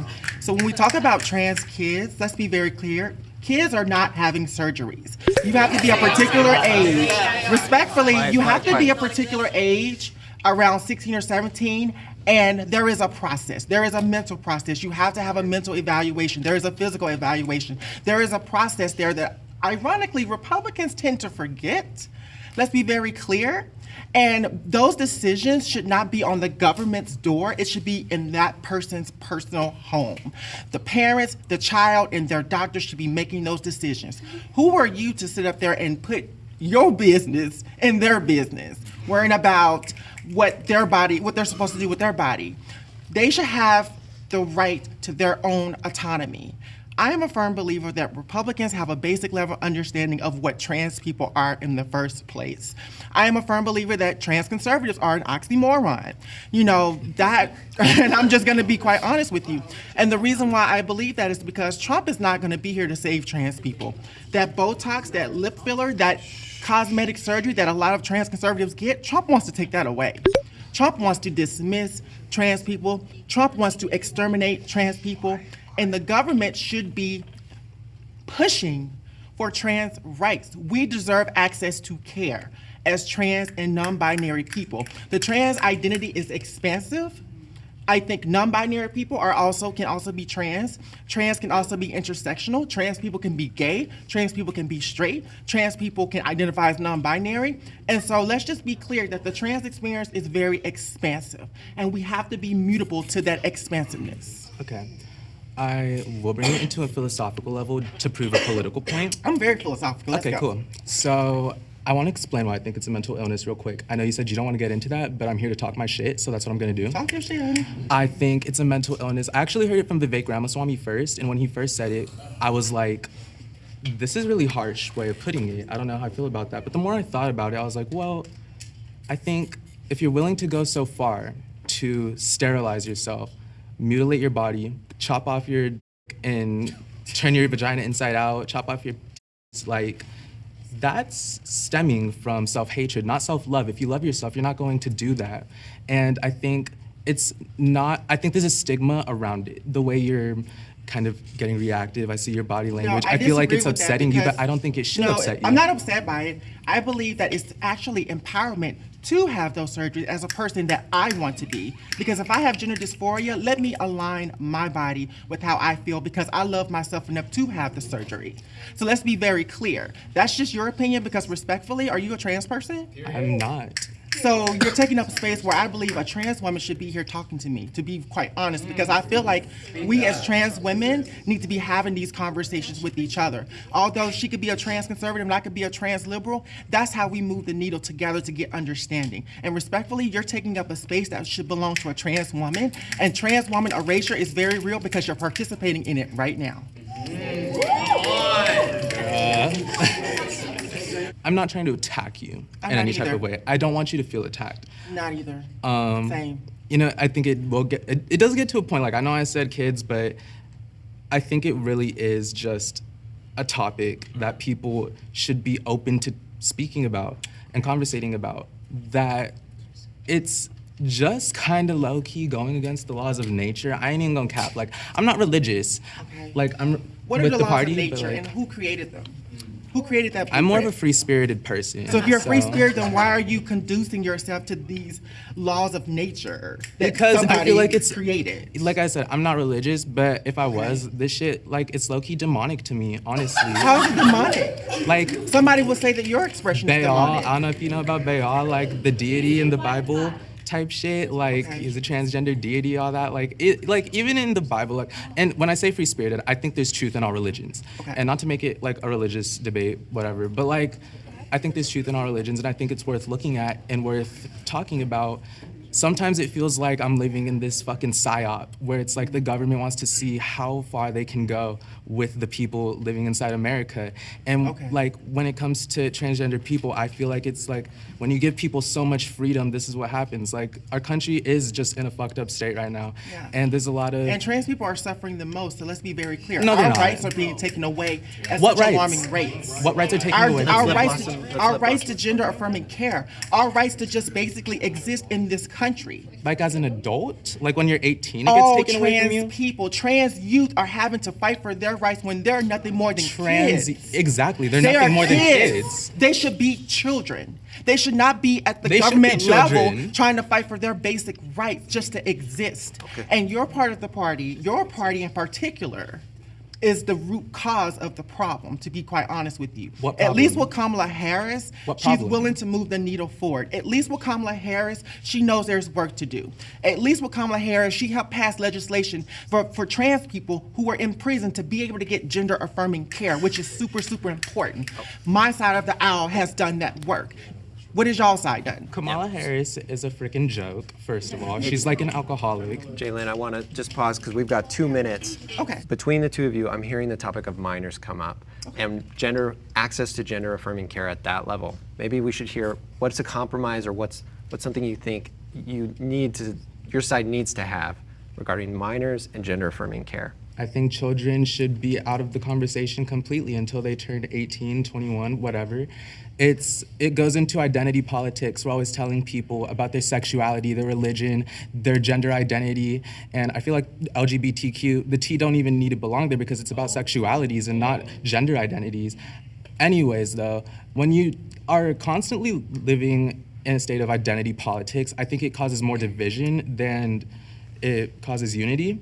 And I feel like you guys honestly offend yourselves because you hear another person explain their opinion and get so angry about it. No, but you're taking it like that. I'm not angry. I'm not angry either, I'm chilling. My middle ground, I guess, would be I don't think minors should have any access whatsoever to gender affirming care, and I put quotations around it because this is new shit. Like, it hasn't existed that long, and it's just like kind of weird.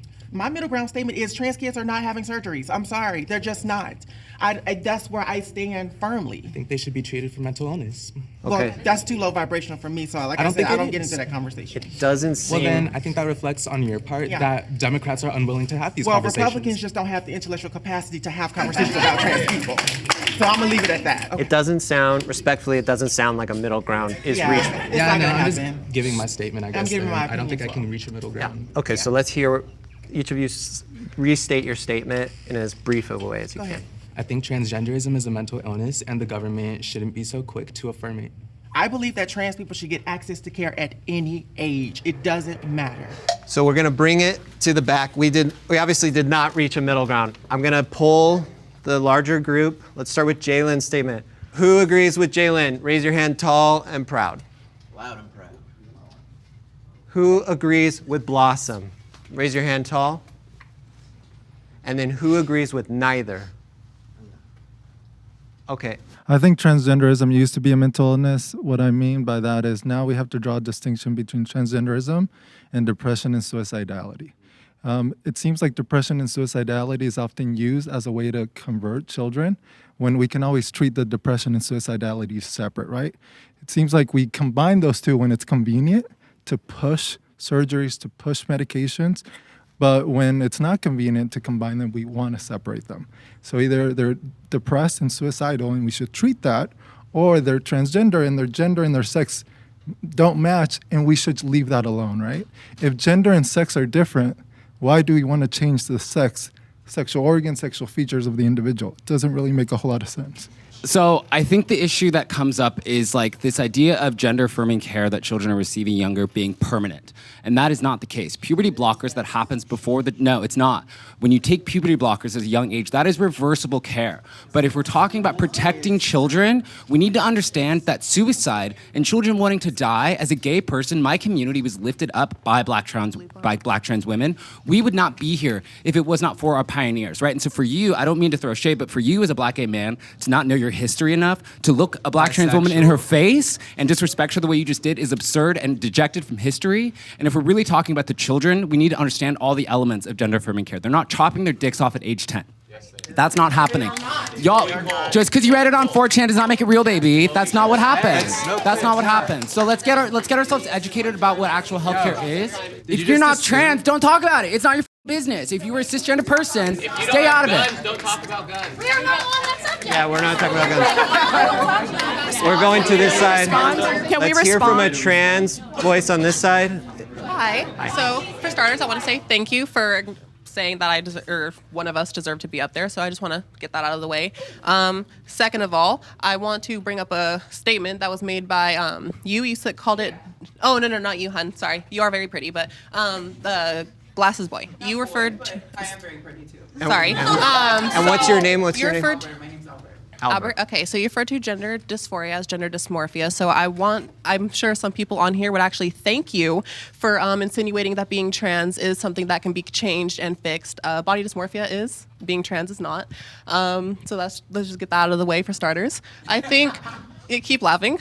So I think one big thing that I do agree with both this side and this side about, to an extent, is yes, I do believe gender affirming care, whatever you want to call it, should be accessible to adults, because I do believe gender dysphoria is a very real mental illness, and it is a mental illness because if you were not mentally ill, I'm sorry, but you wouldn't be living this life. If I was not born the way that I was, I would not want to change who I am. I'm very sorry that you have been raised to think that way. Oh, I'm sorry, but you're not talking. So, Albert, anyway, you're going to respond so let's next. keep talking. Let's hear from them, and then Albert. And you haven't will either, respond. so let's just bring that up too. So, a really big question, I guess I'll just wrap this up so quickly, is do you guys truly, honestly believe that someone as young as 7 can really decide what they want to do for the rest of their lives? Someone brought up, hold on. Shush, yes it is. Lupron, so we wanted to bring up puberty blockers. My best friend in the entire world is another trans woman, and prior to her transition, and she was an adult when she went on puberty blockers. She was around 18 years old when she went on puberty blockers. However, the effects of them were horrible. I knew her through the whole time she did it, and she would come home after the Lupron injection having horrible pain. She was self-harming during that time because the Lupron was messing with her body chemistry. And you guys really expect someone who, according to studies, the average age of these kids coming out as trans is underneath 13, between 11 and 13. You're expecting 11 to 13-year-olds to make decisions about their bodies because, yes, hormone replacement therapy, all that does castrate you. And you guys you're welcome to not believe it, but the science is not on your side on that. So, no, it really isn't. Can I please? Really? So if I can do a fertility test right now, it'll say that I'm fertile, right? Okay. If I do a test right now, it'll say I'm fertile? Please. quiet. We got to wrap it up. Albert. Exactly. First and foremost, the conversation is always seemingly excluding intersex people. I would have liked that topic to have been discussed a little bit more. Moreover, I'm sorry that you have come to see your beauty and your light as a mental illness. Yes, there is the topic of mental illness that is kind of coinciding with this topic, and I think that it's a little bit nuanced. You can't just take what I want to say and bits and pieces and fragment it into what you want to say. I would have liked to hear more about your personal story as opposed to you imposing that everybody else who goes through any transgenderism or any type of ideation is mentally ill. Children as young as 6 start to know about gender roles, so it's only logical that they start to see where they fit into those gender roles. Nobody wants that decision made for them. If you, as young as 6, can know boys are supposed to like girls, boys are supposed to marry girls, boys are supposed to play with cars, girls are supposed to play with Barbies, there's implications to that. And all of that stuff is very personal to you. No government should be able to tell you the personal implications of your gender identity. That is personal to you. Okay. So fast. 10 seconds. I know there are a lot more opinions on there. We are just out of time. Let's cool off and take a break, and we'll come back. Roe versus Wade was overturned in 2022. This remains a very divisive issue, and the legality of abortion is uncertain. How should Americans come to a compromise on the topic of abortion? Really quick before we start, if you are confident in abortion rights and abortion issues in America, please raise your hand right now. Very quick talking points. We'll start with you. Go ahead. Okay, well, I'm a pro-choice Republican, so that's probably going to be most likely unpopular against you guys. But I was a liberal my whole life. I think this is a very black and white topic for most Americans. I completely respect both sides of this. I'm just saying, I can defend both sides, which I think sometimes is kind of needed in these things. Thank you. All right. I did speech and debate for 4 years, so I'm very trained when it comes to these kind of conversations. The main issue is what is the unborn. And if we can, and that's what the sides disagree on, if we can come to an agreement on what is the unborn, policy becomes very, very clear on what we should do. And so I've had training in this area, and I know how to have conversations. Thank you, Micah. My name is Jaleesa. I am a child of a rape victim. My mother said, she claims, I don't know for sure, but she's told me that she was raped. And I come from a very Christian conservative household, and I cannot be more thankful for conservatives for fighting for the lives of rape victim babies, of incest babies, and any baby that would be up for abortion. Thank you. My name's Glenn. When it comes to abortion, really what it comes down to is a woman wanting to get out of not being accountable for her actions. It's bad reproductive choices. They want to get away from it. Somebody has to say you got to be accountable. Anybody want to nominate somebody? Micah. I'm hearing Micah. Who else? Micah for sure. Can I get a raise of hands? Who would support Micah for this? That's majority. So Micah, you are our speaker. We're going to now bring it to the Democrats. This is a messy process, but you got to elect your speaker. Hi, my name's Gabby. I think it's interesting that the argument was made that an abortion is just a woman not trying to be held accountable for her actions when women are raped. I also think it's very interesting that you guys are saying that we are killing unborn babies. What about the millions of babies and children in foster care that are homeless? Those people are dying every day, and we're not doing shit about that. Hi, I'm Brianna. So personally, I myself was one of those women that got that abortion because of rape. So I feel like when it comes to accountability, that's an interesting point to make. So thank you for that. I think I personally had to have a personal take on the matter. Hi, my name is Ren, and this is basically my entire reason that I'm here. I am a huge feminist, a huge person that advocates for women, and at the end of the day, women that are here already who already have made a lot of relationships with people around them are dying every day, and pro-life seems to exclude the life of the living. So let's move on down. Hi, I'm Jasmine. I'm pretty passionate about abortion rights. I'm pretty well versed on Roe v. Wade and Dobbs and the legal doctrine that it rested on and that was undermined, that has had chilling effects on a number of other rights that we very much care about, like contraception, et cetera, that the Republicans are blocking for some reason, and has led to crazy state legislation like the Alabama IVF ruling and full-on abortion bans. The only thing I will say is that I believe personhood starts at the ability to deploy consciousness, which is perhaps a little bit more restrictive than Roe, which rests on viability. So if that's not what the majority of the people here believe, then you can definitely give it to someone else. You guys as a group have to select your speaker. Who wants to vouch for somebody you heard from? I hear a nomination for Ren. Anybody else want to throw?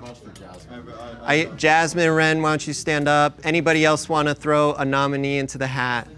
Brianna, Ren, Jasmine. Okay, so let's vote. Raise your hands for Brianna. Is that in the front there? Yep, in the front right here. 1, 2, 3, 4, 5, 6, 7, 8. Jasmine is next here in the blue. 1, 2, 3, 4, 5, 6. All right, right now it's between Jasmine and Brianna. You two. Personal experience. All right, Jasmine's saying Brianna should go.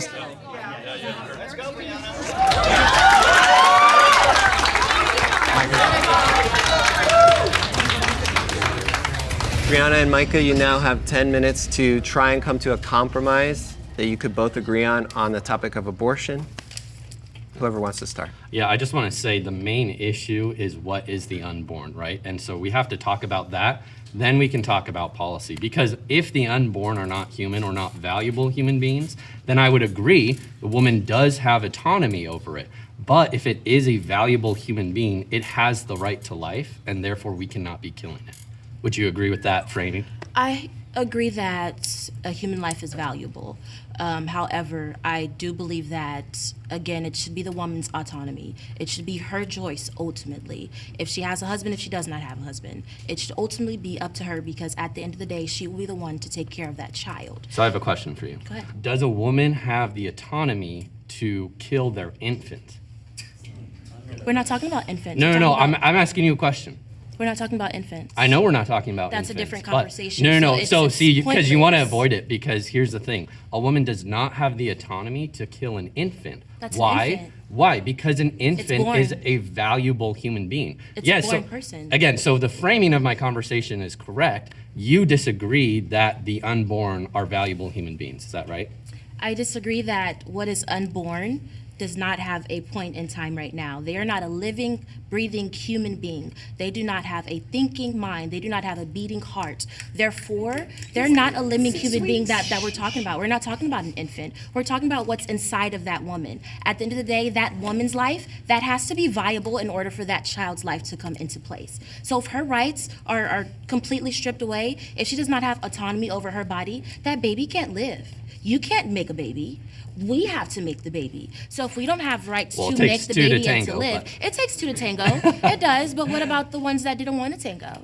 When it was forced upon them. So, when okay, they so didn't that's have like- a choice that's to like be th- impregnated. that's like No, we're not talking about 3.5% that. We're of all talking about the abortions. fact that there are women who are forced to have babies that they did not want to make. That's what we're Okay, talking about. okay, we're but talking about hold the on. lives So that are listen, not here listen, yet. and maybe we're this talking is the about having the compromise. choice Can I to speak be able now? to be a 'Cause parent. No, you're because just- it's not making sense. We have Yeah. to make sense of the Yeah, fact you're just that gonna it's steamroll me. It's not. So It's not born. Here's the thing. Here's the thing. Go ahead. Rape and incest make up like 3.5% of all abortions, right? And so for me personally, when it comes to policy, I'm willing to allow that exception if we say, hey, the rest of abortion is okay.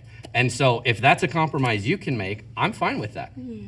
Is that something you're okay with? Because I don't think so, because I just think it's a talking point to kind of distract from the main debate, which is what is the unborn. And so you mentioned viability. The problem with viability is that this changes over time based off of technology. We do not want to put what a valuable human being is based on something that can change over time. Right. Something like, and so you talked about, they cannot think.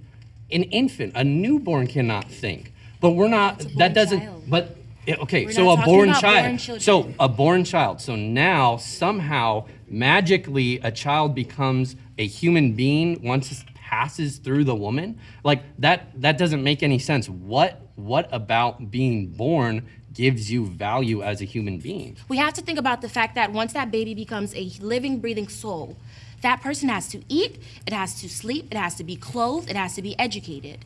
If there's no access to education, if there's no access to healthcare, if there's no access to any of the many things that it takes for a person to have a viable, happy life, why are we going to force upon others to have a child that they don't want? If they don't want it, that's their right.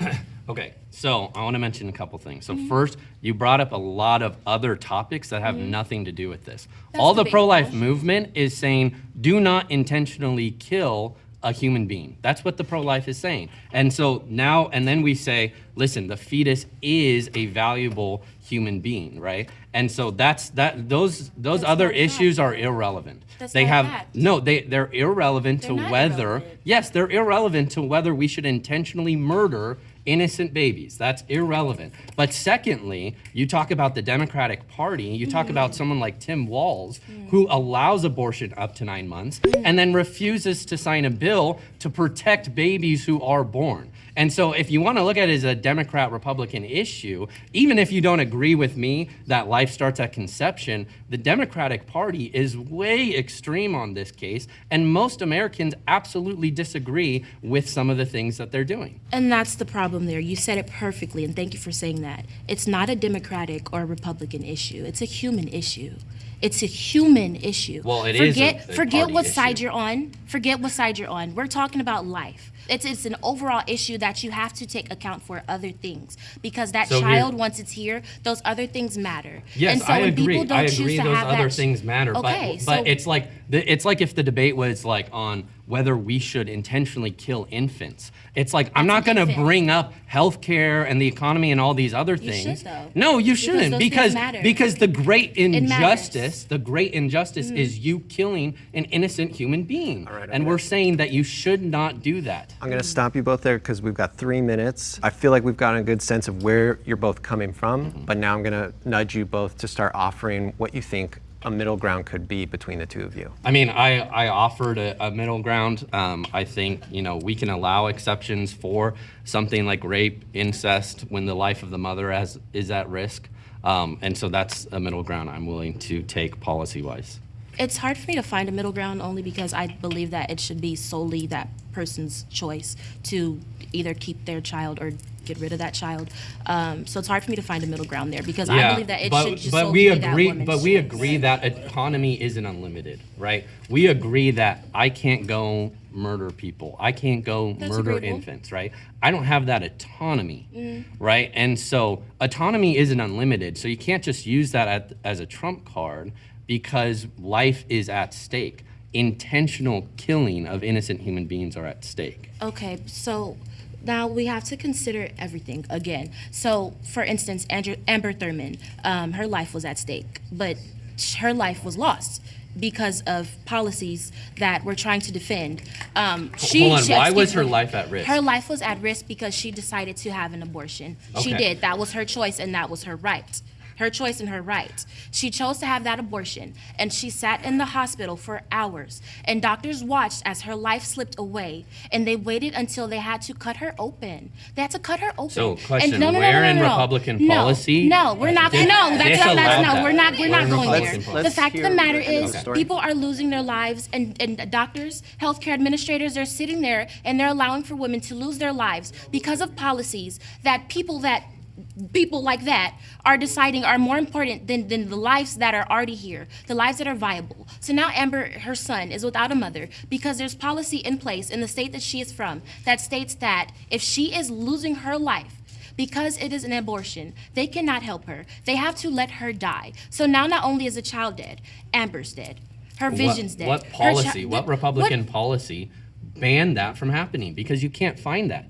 I heard he was saying, everything would stand as is, but one thing that he would be willing to compromise on is allowing abortions when the life of the mother is at risk, and in the case of rape and incest. And I'm just going to kind of let you can either say, no, that's not a compromise that works for me, or is there anything else you want to offer as a compromise?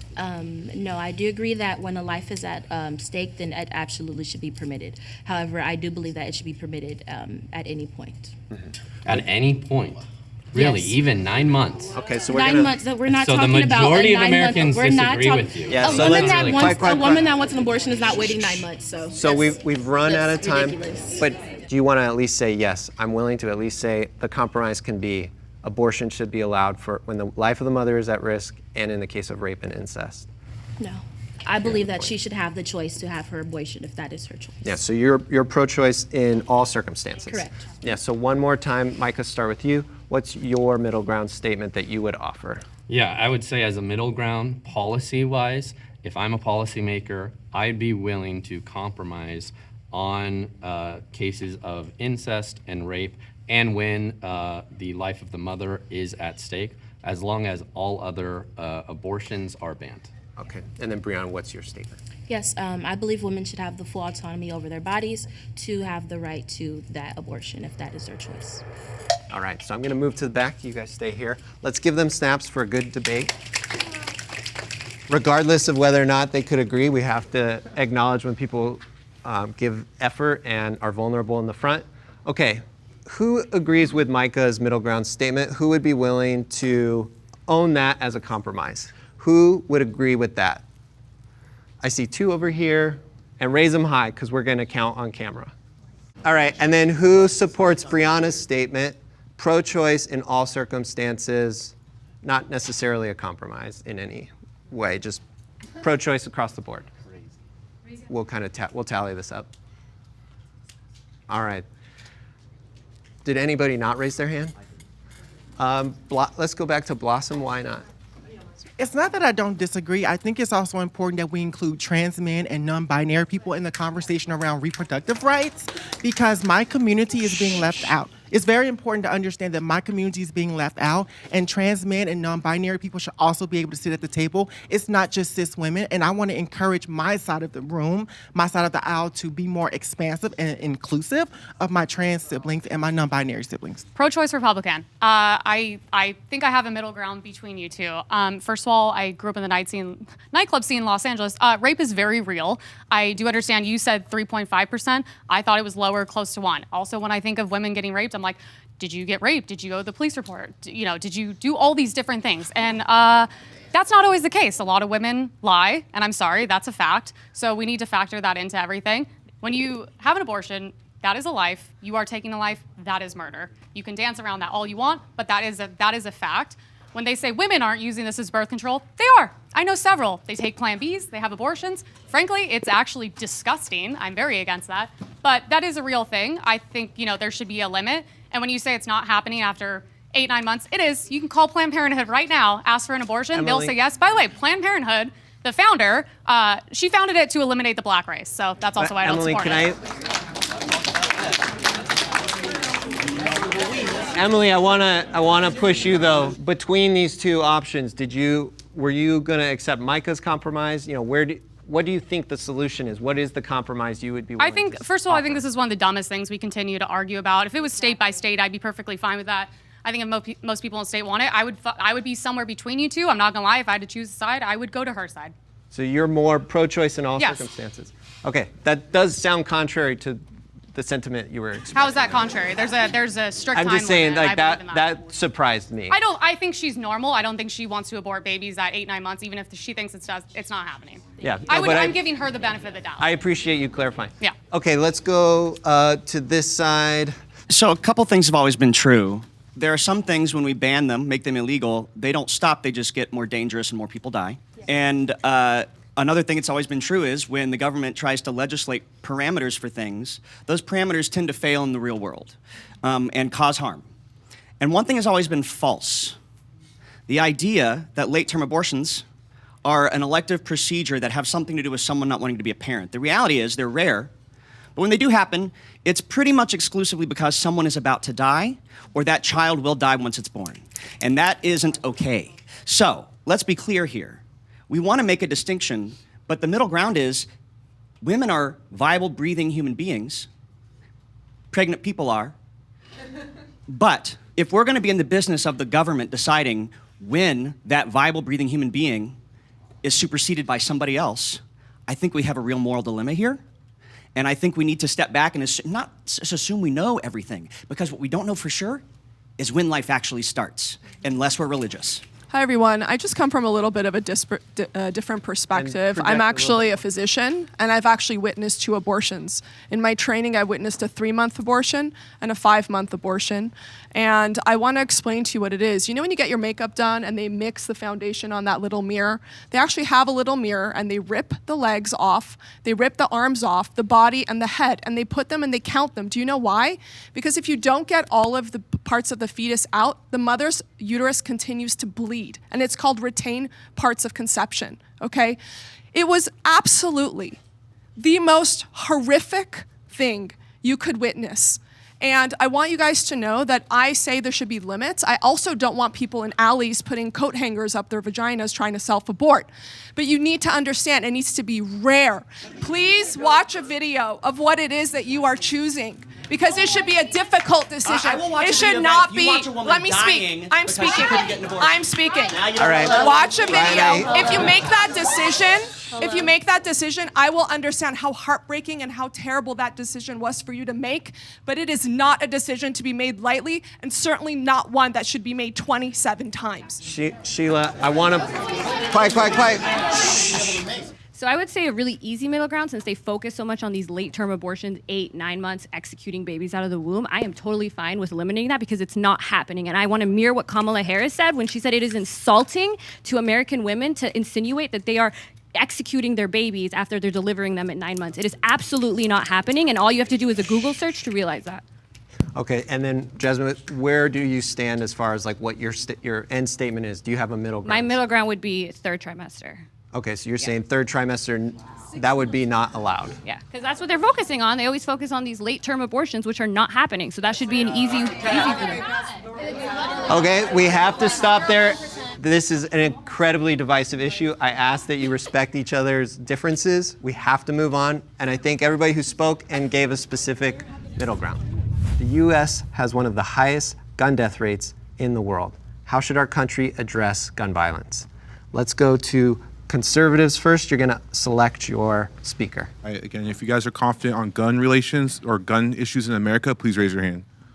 All right, cool. So I feel confident on this topic because, first off, I lived through the school shooting age. I know it still happens everywhere, but when I think it was at its worst, I was in middle school, I was in high school. I also have a lot of experience with guns. I'm a gun owner, I'm a gun shooter, I'm a proud believer in the Second Amendment, and I also am a big believer that restricting guns is not going to solve this problem. Taking away guns does not solve this problem. And so I am confident on this stance, and I do have stats to back everything up. Okay, so real quick, I am a gun owner. I am a firm supporter of the Second Amendment. I think that there's other things that we need to focus on in order to lower gun violence, and unfortunately, we have people with evil hearts. And if they're not going to use a gun, they might use a knife. If they're not going to use a knife, they might use a bomb. I'm happy to give you this because I think you're going to do a really good job at it, so have at it, brother. Thank you, Lori. All right, really quick. So I think we have Luke so far. We got most of those. For Luke, who's going? All right, Luke. Okay, we'll go Luke. We'll go Luke on that. Democrats, you have 3 minutes to select your speaker. Okay, so I'm going to give every reason why I'm the most qualified person to speak about this issue. I think that number one, we all have a right to speak about it because we're living in a place where we can die anytime and we have a public health crisis. With that, I got that information from the Office of Gun Violence Prevention twice this month when I was invited by the President of the United States, our current sitting President, Biden, to the Office of Gun Violence Prevention to roll out the plan. And I was there when 2 executive orders were signed. Why was I there? I was there because I was invited the week before, March 4th, and I went with a bunch of victims of mass shooting when they told me their stories that I can advocate for. I'm also a teacher who fears for my life every single day, so I know the stats, and I'm a gun owner. So if you try to come about the guns, I will dismantle that too, because I have one. Let's vote. You got this. I just want to, you guys do have 2 minutes. That's okay. We're good. We're good.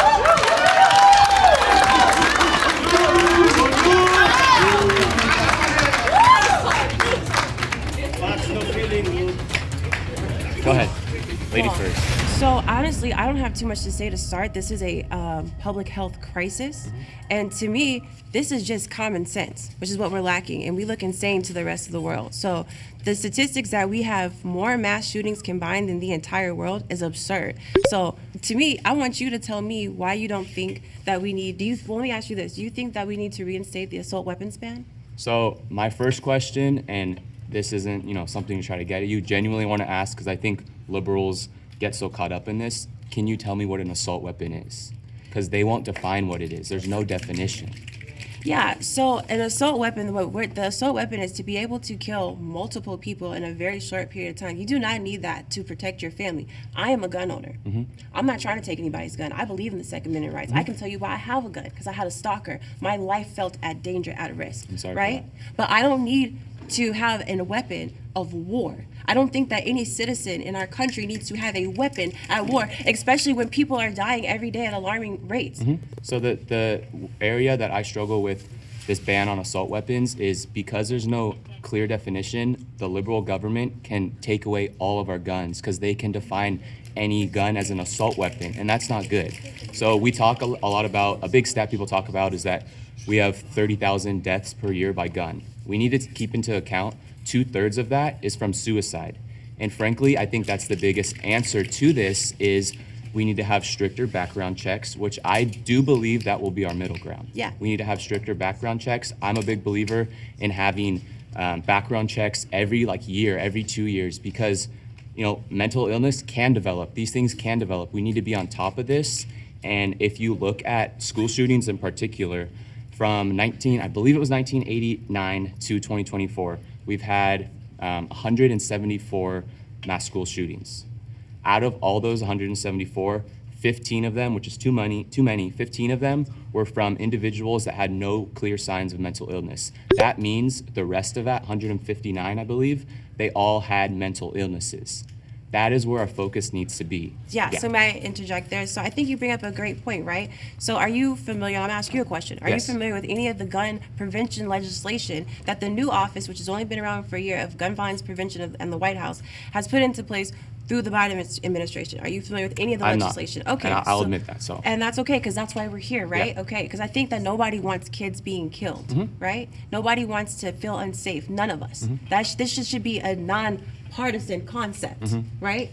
So in the bipartisan Safer Communities Act passed in 2009 by President Biden, there's 3 major things that happen there, okay? One is that folks that are under 21 years old, they have to go through more extensive background checks. So we get pushback all the time from conservatives because people think we're trying to take your guns. No, we're trying to save lives here. Ain't nobody trying to take anybody's gun, but if you can't drive a car, you can't get alcohol, why should you buy a gun? Why should you have a gun? It's absurd. And it seems when we're having this common sense discussion that there's no issue there, but yet we get pushback on that. So that's one thing that act did, right? All right, the second thing that it did is it incentivized states to have universal background checks, all right? So the National System of Instant Background Checks, the NSIC checks for the federal government. After this legislation was passed, including part of the $5 billion from the Build Back Better Act, right? So they did some CVI work, which is community violence intervention work. That was one of the things that happened. But there was universal background checks. You know what resulted? There were 38 million background checks happened after that passed. And this part came in 2021. Guess how many guns actually got taken away? Just give me a number. What do you think? I don't know. No, because y'all really always want to say that we're trying to take people's guns. Guess how many people did not get guns out of that 38 million? I don't know. 300,000. Okay. So the biggest thing we can do, and my biggest focus on this is school shootings, because that's what we hear about the most. And I'm a 'Cause teacher, so I understand. Yeah, so if we break down the numbers, like I stated, it's about 30,000 per year. Two-thirds of that is estimated to be suicide. That other 1/3, the majority of that 1/3 is urban violence and gang violence. Yeah. So if we restrict guns, if we increase background checks, these individuals that are doing illegal things, they're still gonna find guns. And sorry, let me just say this. My argument with this is similar to what someone said on abortion. If you say you restrict all abortions, that's not gonna end abortions. That's just gonna, people are just gonna be doing abortions illegally, and there's gonna be more harm. And that's If why you do that nobody's with trying to take but if anybody's you guns. do that We with have to guns, stop spreading that rhetoric because people are but that's dying. what they're pushing for. But you're saying that's what they're pushing, and I'm literally telling you because I just came from the White House twice. And let me tell you a little story. I went at the beginning of last month to the White House, right, for a briefing of the Office of Gun Violence Prevention. It's a new office, right? They told us what they did. I went home. In the 7 days, then I was invited back for the actual event where there was an executive order signed by the president and the vice president. I'll get to that by the president with the vice president present. Okay, I'll get to we're that in a just tight on second. time. But the point is, guess what happened in that interim time? My school was on a list to be shot up twice. Okay? Okay. So what we're doing is we're traumatizing these kids having these experiences. If we regulate guns, not take them away, but simply regulate them, then we're making a safer society. And this has been proven in other countries. I used to live in Rome. I know it doesn't They don't have want to to. just stop at regulating. But you're saying that, and I'm trying to. Because she's spoken out Okay, about but I'm it. telling So you with with the school legislation- shootings, I'm a big believer that if we want to prevent school shootings, we need to give proper training, and we need to have either armed security guards, or we need to properly train and back check teachers to have guns. Right. The shooting that just happened in Georgia, the horrendous school shooting, officers and people who have studied this have came out and said the only reason more people did not die is because there was an armed guard on the campus. Okay, so let me tell you something. As a would teacher, you be in approval of armed guards on every so campus? glad you asked me that, because as a Okay. teacher, I should have not feel one- like I'm risking my. I got you. You have 1 minute. I should not feel like I'm risking my life every day because I chose to educate our students. But that's Okay, the world so we listen, live in, but do you want my sadly. answer? So let me give it to you, because I'm actually in agreement. There needs to be better security. However, that is a Band-Aid. We should not task our educators and traumatize our children and our educators. Let me tell you something. As a gun owner that's very versed in how to use it, because I've been trained, because I had to, because I was in fear for That's my great, life, then. That's good. right? They're not signing up for that. Now, we do need more security, but guess what? If we keep protecting the NRA and we precedenting capitalism, which is not necessarily a bad thing in its entirety, but when we're taking the NRA and we're letting them run our country and our kids are dying, that's foolish and Run that's our crazy. country. Big Listen- Pharma's running our country. Oh no, These trust me, tech they're both companies running our are running country. Trust Are you me, kidding trust me, they're both Quiet. running our country. So the reality is, We're out of let me time. answer your question. But we're out of We time. need to have security, We're out of time. All Okay. I'm and we hearing- need common sense gun laws. Okay, what I'm hearing as middle ground. Our statistics and our deaths say otherwise. Okay, what I'm They're hearing not from as, shootings, they're from suicides. What I'm hearing No, as, suicides are down 10%. okay, quiet. What I'm hearing as concrete. They are. What I'm hearing as concrete solutions that have been offered by both sides. I'm hearing increased background checks, mandatory background checks for all gun owners. I'm hearing increased security at schools to prevent school shootings. That might have been an agreement. And I'm hearing something that you just offered was We need to reinstate the ban on assault weapons. an ban on assault Because weapons. no American needs a weapon of war walking the streets. You can't define it, so they're gonna use that against I us. just said. Okay, so As a citizen, you cannot get access to a fully automatic weapon. They You have cannot. ghost guns. Illegally, you okay, can. but They have- we're but you not gonna can't. we're not gonna rehash that. So it sounds Well, my like common ground is that there should be higher security on school campuses to lower school shootings. That's it. And I think we can agree. you're on that. actually pulling back on the mandatory background checks. Well, no, I've said like 3 things. okay. My biggest focus, because we're seeing so many school shootings, we need to have an increase in security. I believe that we should have an increase in background checks and all that, but that's my one stance. So those are the 2 things I hear you agreeing on. Do you agree? I know Oh, there's a John, lot. you know I want to say so much. There's a lot you All don't right. agree on. All right, no, it's all right. I got a good Could you team. disagree with me on I got a that? good team. All right. My middle ground is that we need to have, not including arming teachers, we need to have safer campuses for our teachers and our students. I do agree on that. Okay. And a huge paramount part of that is imperative is reinstating the assault weapons ban and common sense gun laws.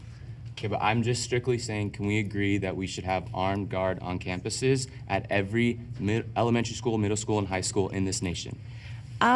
So here's the thing. I think I've already stated that, but we have to. Here's the thing. We have to say, can't why do we need that? But we're just trying to find middle no, ground. why do we need that? But that's Okay, so it sounds like the we why we didn't- agree doesn't matter. More so as this, Well, if then we we're can putting disagree. a Band-Aid over Okay, a problem. I really appreciate how close you got on that second point, but we're going to stick with background checks. Okay. That's what we got to. We did may have not. different reasons why we agree, but I just want to get to the point where As we a can. teacher, yes, I agree. Okay, so make schools safer.